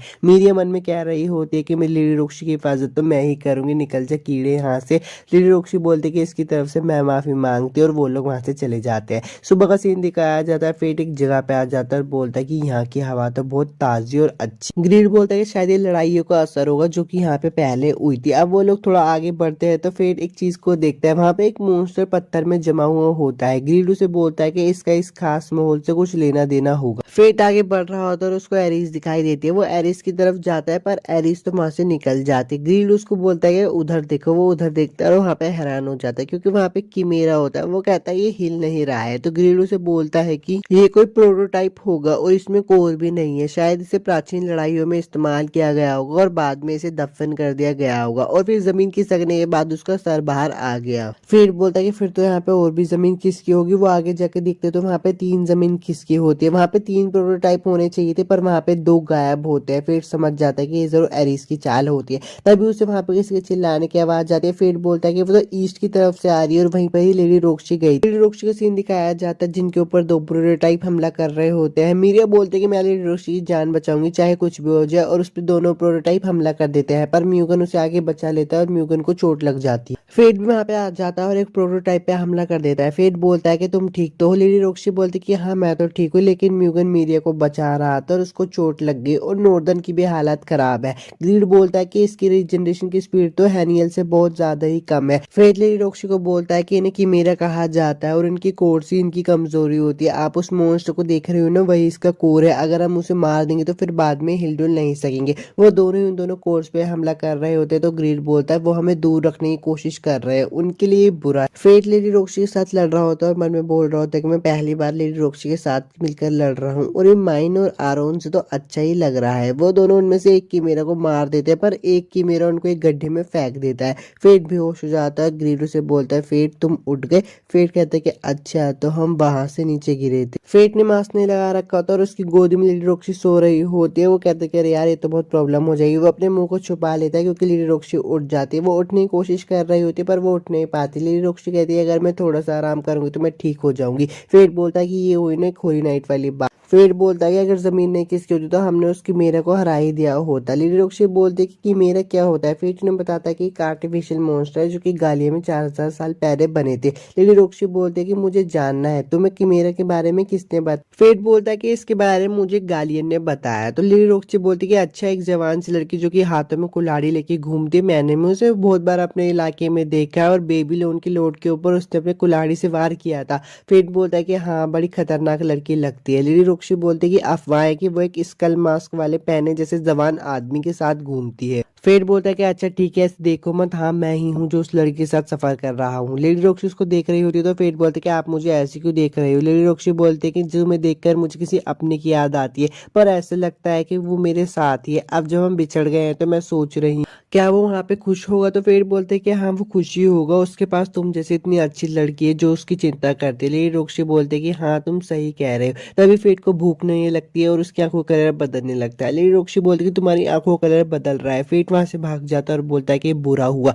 तभी वहां पे उसके ऊपर वो किमेरा हमला कर देता है। फेट उस किमेरे को भी मार देता है। वो कहता है कि अच्छा अब तो मुझे पता चल गया कि लेडी रॉक्सी के पीछे कोई तो पड़ा है उनकी जान लेने के लिए। लेडी रॉक्सी आ जाती है वहां पे तो फेट बोलता है आप चिंता करने की कोई बात नहीं, मैंने इस किमेरे को हरा दिया। पर वहां पे जमीन खिसकने वाली होती है, इसलिए फेट लेडी रॉक्सी को बचा लेता है। वो देखते हैं कि म्यूगन और मिरिया उन लोगों को बचाने आ गए। एपिसोड 10 खत्म हो चुका है। एपिसोड 11 के एक्सप्लेनेशन को शुरू करते हैं। एपिसोड की शुरुआत में लेडी रॉक्सी बोलते कि अब अपनी तलवार निकालो, मैं तुम्हें लड़ाई के लिए चुनौती देती हूँ। तो फेट बोलता है मैंने कुछ किया है क्या। मीरिया वहां पे आती है और बोलती है प्लीज मासूम मत बनो, तुमने लोगों के साथ झगड़ा किया है और उनकी प्रॉपर्टी तोड़ी है। तो फेट बोलता है कि मैंने तो इसलिए किया क्योंकि उन्होंने पहले मुझ पे हमला किया। तो लेडी रॉक्सी बोलती है कि फिर भी मैं अहिंसा नहीं सहन कर सकता। फेट बोलता है कि तो मैं क्या करूं। लेडी रॉक्सी बोलती है कि तुम रॉयल आर्मी को ज्वाइन कर लो, ऐसा करने से घमंडी वॉरियर भी तुमसे पंगा लेने से डरेंगे। तो फेट बोलता है मेरी चिंता करने के लिए शुक्रिया, पर मैं ये सब नहीं करने वाला। लेडी रॉक्सी बोलती है कि मुझे पता था तुम यही जवाब दोगी। लेडी रॉक्सी बोलते हैं अगर तुम मेरी बात नहीं मानोगे तो तुम्हें सलाखों के पीछे जाना होगा। फेट बोलता है कि मुझे मंजूर नहीं और अपनी तलवार निकाल लेता है। लेडी रॉक्सी बोलते है कि तुम बिना मैन निकाले ही तलवार से लड़ोगे, अगर टूट जाए तो नाराज मत होना। फेट बोलता है कि मेरी तलवार एक खास तरीके से बनी है इसलिए कोई बात नहीं, और उन दोनों के बीच में लड़ाई शुरू हो जाती है। पर फेट सीरियसली नहीं लड़ रहा होता तो लेडी रॉक्सी से बोलती है अगर अपनी पहचान तुम्हें छुपा के रखनी है ना तो सीरियसली लड़ाई करना शुरू करो। तो फेट बोलता है ठीक है, जैसा आप कहते हो वैसे ही होगा। फेट अपनी ताकत को निकाल लेता है और वह होली सोर्ड की ताकत को इस्तेमाल कर रहा होता है। लेडी रॉक्सी बोलती है अरे तुम तो होली नाइट भी नहीं हो और तुम्हारे पास होली सोर्ड भी नहीं है, फिर भी तुम होली सोर्ड की शक्ति को कैसे यूज कर पा रहे हो। तो फेट बोलता है कि मैंने तुमसे कहा था ना मेरी तलवार बहुत खास है, असल में एक वेपन एड ऑन है जो होली सोर्ड की टेक्निक को सुधारता है। ये मैजिक क्रिस्टल से बनी हुई है जो कि मैं ग्रेट रवाइन से लेकर आया था। तो लेडी रॉक्सी बोलते हैं अच्छा अगर तुम्हारी तलवार इतनी ताकतवर है तो मुझे लगता है तुम पहले एक होली नाइट रह चुके हो। तो फेट बोलता है कि ऐसी कोई बात नहीं है, मैं तो सिर्फ एक आम योद्धा हूँ। उनके बीच में लड़ाई शुरू हो जाती है। फेट लेडी रॉक्सी पे भारी पड़ रहा होता है तो मीरिया बोलते है क्या लेडी रॉक्सी हार जाएगी। लेडी रॉक्सी हिल रही होती है पर तभी उनका पेंडेंट बाहर आ जाता है। फेट का ध्यान उनके पेंडेंट पे होता है क्योंकि फेट ने उन्हें दिया होता है। इसी मौके का फायदा उठा के लेडी रॉक्सी फेट को हरा देती है और बोलती तुम्हारा ध्यान कहाँ था। मीरिया बोलती कि मुझे तो पता था, लेडी रॉक्सी इस चिरकुट से तो कभी हार ही नहीं सकती। लेडी रॉक्सी फेट को बोलती कि तुम अचानक से इतने शांत कैसे हो गए। फेट बोलता है कि तुम कहना क्या चाहती हो, मैं ऐसा ही हूँ। लेडी रॉक्सी बोलती है मुझे पागल मत बनाओ। फेट बोलता है कि अच्छा चलो जो भी हो मैं यहाँ से जा रहा हूँ। लेडी रॉक्सी बोलती कि सुनो तुम्हारी तलवारबाजी का तरीका क्या तुमने सर आरोन से सीखा है, मैंने भी उनसे ट्रेनिंग ली थी गालियत जाते वक्त। मुझे तुम्हारे हमला करने के तरीके और चाल से उनकी याद आती है। सर आरोन ने मुझसे कहा था कि एक मुसाफिर से मिलने के बाद जो गालियत जा रहा था उसने मुझे हिम्मत दी और मैंने वापस से तलवार उठाने का फैसला किया, और उन्होंने कहा उस मुसाफिर में इतनी ताकत है कि वो खुद उसके सामने कमजोर पड़ गए थे। लेडी रॉक्सी बोल रही थी कि अगर तुम वो हो तो, पर तभी फेट उनकी बात काट देता और बोलता कि अगर मैं वो हूँ भी तो ये मेरी प्रॉब्लम है, तुम्हें गालिया में खुद की हिफाजत पर ध्यान देना चाहिए। और वो दोनों वहां से चले जाते हैं। फेट जाते हुए सोच रहा होता है कि लेडी रॉक्सी कितनी ईमानदार और दयालु है, उनकी खुद की जान खतरे में होने के बाद भी उन्हें मेरी फिक्र है। तभी उसे म्यूगन की आवाज आती है और बोलती है कि तुमने कमाल कर दिया, मैंने देखा तुम लेडी रॉक्सी के साथ कितने अच्छे तरीके से लड़ रहे थे। फेट बोलता है कि ये तो कुछ भी नहीं था। म्यूगन बोलता है कि तुम सही था किमेरा के बारे में, मेरे स्वर्गवासी पिता और मेरी बेटी किमेरा के बारे में पढ़ाई कर रहे हैं। तो फेट बोलता है कि हमें उससे जाकर मिलना चाहिए। म्यूगन बोलता है कि तुम मेरी बेटी से मिलने चाहते हो, ऐसा कभी नहीं होगा। तभी रायने का सीन दिखाया जाता है। उसकी फ्रेंड उससे पूछती है कि तुम्हें क्या लगता है वेलरिक्स ब्रदर के बीच में क्या चल रहा है। रायने कहती है कि हार्डो मर गया, शायद उसकी वजह से वो लोग पगला गए। अफवाह भी कहते हैं कि वो पूरे दिन अपने घर में बैठकर फिलोसफर स्टोन के बारे में पढ़ाई करते रहते हैं। उसकी दोस्त बोलती है कि फिलोसफर स्टोन, तो उसकी दोस्त उसे बताते हैं कि हाँ वो उन्होंने एक ट्रिप पे जाके उसको ढूंढा था। रायने फिलोसफर स्टोन के बारे में एक बुक में पढ़ती है, उसमें हमें फिलोसफर स्टोन के बारे में बताया जाता है कि वो किसी भी घाव को भर सकता है और साथ ही अपने ओनर को अच्छी ताकत देता है और उसे बहुत मजबूत बनाता है, पर उसकी कीमत भी है। वो अपने ओनर का माइंड माइंड और उसकी बॉडी को काबू में कर लेता है। तो उसकी फ्रेंड बोलती है ये लोग क्या खिचड़ी पका रहे हैं। फेट का सीन दिखाया जाता है जो कि बेड पे बैठ कर सोच रहा होता है कि मैं उतना ताकतवर कैसे बनूंगा, पर तभी उसे एक अलार्म की आवाज सुनाई देती है और लेडी रोक्शी भी चौकन्ना हो जाती है। उसके पास नॉर्दन आता है और बोलता है कि वहाँ बड़ी भगदड़ मची है जो डेथ मार्च कर रहा है। लेडी रोक्शी जल्दी से एक सेना को तैयार करती है और बोलती है हम गालिया जा रहा है। वो गालिया के लिए निकल जाती है। फेट का सीन दिखाया जाता है। ग्रिल उससे पूछता है कि क्या तुम फिर से हीरो बनने वाले हो, तो फेट उसे जवाब देता है कि नहीं, अगर ये सब डेथ मार्च कर रहा है तो लेडी रोक्शी उससे निपट लेगी। वो अपनी भूख को जगा लेता है। तो ग्रिड बोलता है तुम अब इसको अच्छे से संभाल पा रहे हो, हमें तैयार रहना होगा, हमें पता करना होगा क्या चल रहा है और उसको तुरंत रोकना होगा। ग्रिड बोलता है कि रॉयल आर्मी की तरफ कुछ आ रहा है। फिर बोलता है कि मुझे तो दिखाई नहीं दे रहा, पर जब वो अपनी आंखों से देखता है तो वो बोलता है अरे ये तो नीचे से आ रहा है। ग्रिड उसे बोलता है कि वो एक वेल की रफ्तार से चल रहा है और अगर वो ऐसे ही चलता रहा तो वो रॉयल आर्मी के करीब बहुत जल्दी पहुंच जाएगा। ग्रिड बोलता है कि लेडी रोक्शी और रॉयल आर्मी का ध्यान अभी डेथ मार्च पे है और अगर उन पे अचानक से हमला होता है तो मुसीबत आ जाएगी। फेट बोलता है कि तुम्हें पता है ना ग्रिड हमें क्या करना है, और वो उस स्लाइम के ऊपर हमला करके अपनी तरफ बुला लेता है। फेट बोलता है कि अब हम बताते हैं कि इसके साथ क्या करना है, पर वो उसके ऊपर देखता है कि उसके पास भी वही निशान होता है जो उन छिपकलियों के पास होता है। फेट बोलता है कि अब तो हम इसका पर्दाफाश करके रहेंगे और वहां से कूद जाता है। कूदते हुए फेट सोच रहा होता है कि अगर मैं अपने पहले वाले टाइम में होता तो मैं कभी इतनी ऊंचाई से नहीं कूद पाता। फेट और उनके बीच में लड़ाई होने लगती है, पर वो स्लाइम उस पर एसिड फेंकने लगता है। फेट बोलता है ये एसिड रेन क्यों कर रहा है, इसकी महक बहुत गंदी है। तो ग्रीड बोलता है कि संभल कर रहना, अगर तुमने उसे छू लिया तो तुम मर जाओगे। फेट बोलता है कि हम इससे करीब से नहीं लड़ पाएंगे। ग्रीड उसे एक बार और बताता है कि अगर तुमने इसे काटा और अगर इसने अपना एसिड फैला दिया तो ये तुम्हारी हड्डियां तक फैला देगा। अब उनके बीच में थोड़ी सी लड़ाई होने लगती है और वो स्लाइम जमीन के अंदर चला जाता है। फेट भी उसके ऊपर एक जोरदार हमला करता है और जाकर देखता है, पर वो स्लाइम जिंदा होता है। तभी वो ऊपर उठ के देखता है तो उसके जैसे एक बंदा वहां पे खड़ा होता है। फेट बोलता है कि मेरे जैसा भेस बदलने वाला मास्क। फेट बोलता है कि जरूर एरिसी होगी और उस पर हमला कर देता है। ग्रीड उसे बताता है कि ये मोर्टल सिन का वेपन है ब्लैक गन एनवी। वो उस पर हमला कर देता है, पर वो देखते कि वो तो एरिस है ही नहीं। वो बंदा बोलता है कि तुम मेरा वक्त बर्बाद कर रहे हो। फेट और उसके बीच में लड़ाई शुरू हो जाती है, पर वो ग्रीन मास्क वाला बंदा फेट पे भारी पड़ रहा होता है और एक टाइम पे आके वो उसको हराने ही वाला होता है। फेट बोलता है कि वो बहुत ताकतवर है। वो ग्रीन मास्क वाला बंदा बोलता है कि अब तुम्हारा खेल खत्म।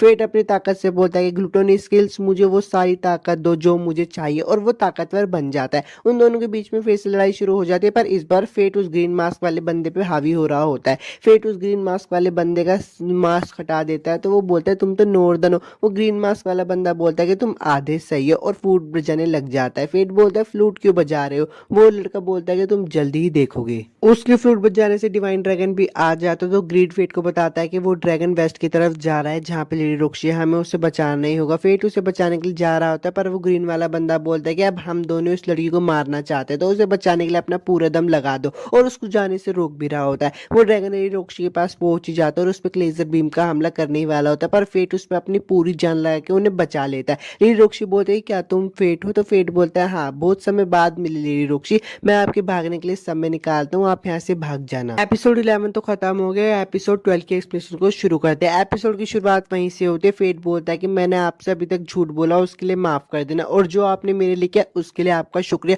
और आगे जाके ड्रैगन से फाइट कर रहा होता है। ड्रैगन से फाइट करने के साथ वो उस ग्रीन मास्क वाले बंदे के साथ भी फाइट कर रहा होता है। वो ग्रीन मास्क वाला बंदा बोलता है कि तू बहुत चालाक है, तूने डिवाइन ड्रैगन पे ऐसी कौन सी आर्ट यूज की जो मैंने आज तक नहीं देखी। अब उन दोनों के बीच में अच्छी लड़ाई चल रही होती है, दोनों एक दूसरे को अच्छी टक्कर दे रहे होते हैं, पर तभी वो लड़का फेट के हाथ काट देता है और बोलते हैं अब तेरा खेल खत्म। एरिस ने मुझे बोला था कि उसे तुझसे बहुत उम्मीद है, पर इसका कोई फायदा नहीं हुआ। अब जो तूने मुझे दर्द पहुंचाया उसके लिए तुझे कीमत चुकानी ही पड़ेगी। और वो फेट को मार नहीं जा रहा होता, पर फेट पीछे से उसके सीने में तलवार घुसा देता है। वो बंदा बोलता है कि ये तूने कब किया। फेट उसे बोलता है कि मुझे पता था, तो खुद को जीता हुआ समझकर तू मुझे हल्के में लेगा। वो लड़का बोलता है कि तुमने मुझे मारने के लिए अपने हाथ गवा दिए। तो फेट बोलता है कि ये तो बस एक जुआ था, अब मेरे हाथ को अपने साथ ले जाओ, और उसके दो हिस्से कर देता है, पर वो वापस से उस व्हाइट स्क्रीन में आ जाता है। फेट बोलता है कि मैं तो यहाँ पे पहले भी आया हूँ, मुझे ये जगह याद आ रही है। पीछे से आवाज आती है कि मैंने तुम्हें इतनी चेतावनियां दी। फेट उस लड़की को देखकर बोलता है कि तुम तो वही लड़की हो ना जो हानियल के कोर में थी। वो लड़की बोलते है कि मेरा नाम है लूना और शुक्रिया। फेट बोलता है कि तुम मुझे शुक्रिया क्यों कह रही हो। वो लड़की बोलती है कि मुझे मारने के लिए। इतनी उदास मत हो, शायद तुमने वो मेरे भले के लिए ही किया था, लेकिन मुझे माफ करना। फेट बोलता है कि अब तुम क्यों माफी मांग रही हो। वो लड़की बोलती है कि मैं तुम्हारे लिए ज्यादा कुछ नहीं कर पाई, और तभी उसके नीचे की जमीन टूटने लगती है। फेट बोलता है कि अच्छा,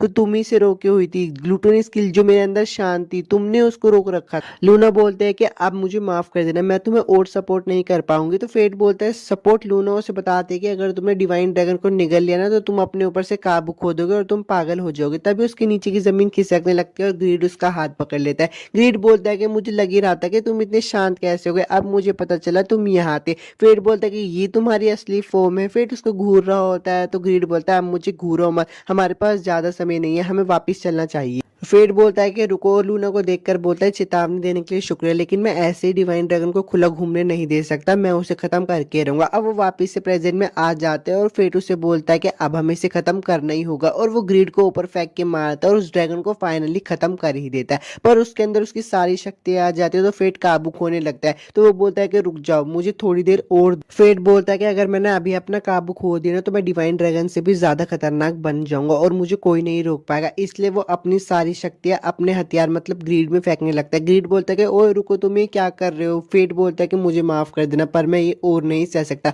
वो अपनी थोड़ी सी ताकत दे देता है ग्रीड को और ग्रीड भी अपनी नई लेवल में आ जाता है। फेट बोलता है कि अगर अब मैं बर्सर्क मोड में जाता भी हूँ तो मुझे इतना डैमेज नहीं होगा। ग्रीड बोलता है कि अच्छा, तो ये स्किल सुबह भी अंदर से खा रही है। वहां पे माइन भी आ जाती है और फेट माइन को बोलता है प्लीज मुझे मार दो। माइन उसको बताती है कि जब तुम अपनी स्किल पर ज्यादा जोर देते हो ना तो वो तुम पर हावी हो जाती है और तुम उस पर से अपना काबू खो देते हो। मैंने तुम्हें चेतावनी दी थी। फेट बोलता है मुझे माफ कर देना। माइन बोलती है अच्छा मैं समझती हूँ, उसको मारने वाली होती है पर लेडी रोक्शी आकर उसको बचा लेती है। फेट बोलता है कि आपने मुझे क्यों बचाया। लेडी रोक्शी बोल रही तुम ये मुझसे पूछ रहे हो, तुम अभी क्या करने की सोच रहे थे। फेट बोलता है कि मैं नहीं चाहता था कि आप मुझे कभी ऐसे देखो। लेडी रोक्शी बोलती है तुम्हें क्या लगता है इन सब चीजों से मुझे तुमसे नफरत हो जाएगी, भले ही तुम में कैसी भी ताकत आ जाए लेकिन तुम मेरे लिए वही फेट रहोगे। फेट मन में सोच रहा होता है कि ग्लूटो स्किल्स पहले से बेकाबू थी लेकिन अब वो शांत हो गई है। फेट मन में सोच रहा होता है कि मैं पहले डरा हुआ था कि लेडी रोक्शी जब मुझे ऐसे देखेंगे तो वो मुझसे नफरत करेगी, लेकिन अभी उन्होंने मुझे देख लिया और वो मुझे इस चीज को लेके एक्सेप्ट भी करती है। मैं हमेशा सोचता था कि मैं लेडी रोक्शी को बचाऊंगा पर मुझे लगता था कि वो मुझे बचाएगी पहले की तरह। अब फेट लेडी रोक्शी की बाहों में बेहोश हो जाता है और कुछ दिनों के बाद उठता है। फेट कहता है कि मैं कहाँ हूँ और ये मेरा कमरा है। वो अपने हाथ को देखता है तो उसको याद आता है कि हाँ ये तो नॉर्दन ने मेरे हाथ को काट दिया था और मैं कितने दिन से सोया हूँ। तो एरिस और माइन अंदर आती है और एरिस बोलती है तुम पूरे एक हफ्ते से सोए हुए हो। वो बोलती है तुम्हें अभी भी मेरी चिंता है। माइन बोलते तुम बहुत सोते रहते हो। एरिस बोलती कि तुम इसे दोष नहीं दे सकती क्योंकि इसने अपनी हद से ज्यादा ताकत का इस्तेमाल कर लिया था। इरिस फेट को उसका हथियार दे देते और बोलते हैं ये लो, तुम इसे भूल गए थे। ग्रीड फेट से बोलते कि इतने दिनों के बाद मेरी याद आ रही है। फेट ग्रीड को बोलते कि अरे तुम्हारी हालत तो कुछ ज्यादा ही खराब है। एरिस बोलते कि इसकी हालत तो खराब होनी ही थी,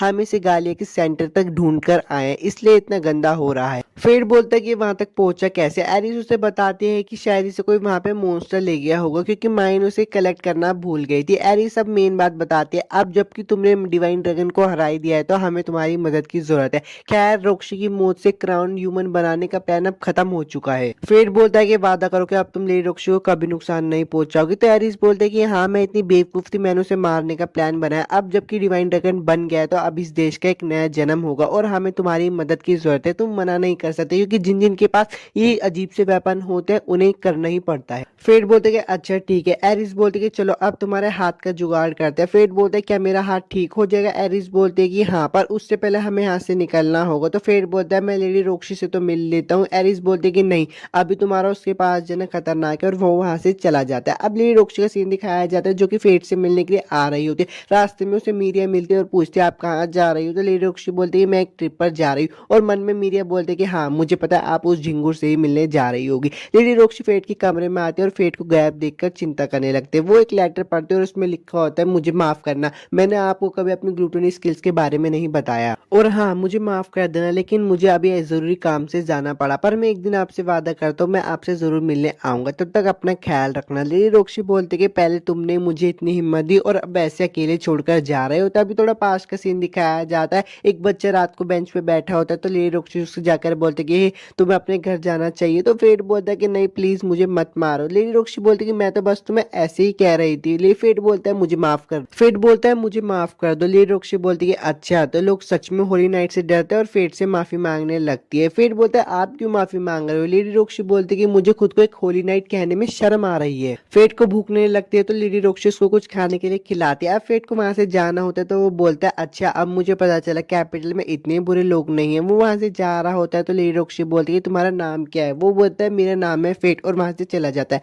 री रोक्शी बोलती है कि पहली बार मुझे खुद पर गर्व हो रहा है क्योंकि मैं एक होली नाइट और प्रेजेंट का सीन दिखाया जाता है। री रोक्शी बोलती है कि अपना ध्यान रखना फेट और सीन बदल जाता है। वेल्ट्रिक ब्रदर्स का सीन दिखाया जाता है। राफेल बोलता है अच्छा तो वो मास्क पहनने वाला बंदा ही फेट है जिसने हार्डो को मारा था और वो बोलता है मुझे जरा काम है और अपने कमरे में जाके जोरों से हंसने लगता है और बोलता है फेट तुम बस देखते जाओ। फेट का सीन दिखाया जाता है। एरिस से बोलते हैं कि अगर तुम अपनी ग्रीड को थोड़ी सी पावर दे दोगे तो वो तुम्हें हील भी कर सकता है। फेट ग्रीड को बोलता है कि मेरी 40% पावर कर दो और मुझे हील कर दो। फेट का भी हाथ वापस से आ जाता है और एपिसोड 12 भी यहीं पे खत्म हो जाता है। अगर आपको ये सारे एपिसोड्स अच्छे लगे तो वीडियो को लाइक और सब्सक्राइब जरूर करना। मिलता हूँ आपसे नेक्स्ट एनिमे एक्सप्लेनेशन वीडियो में।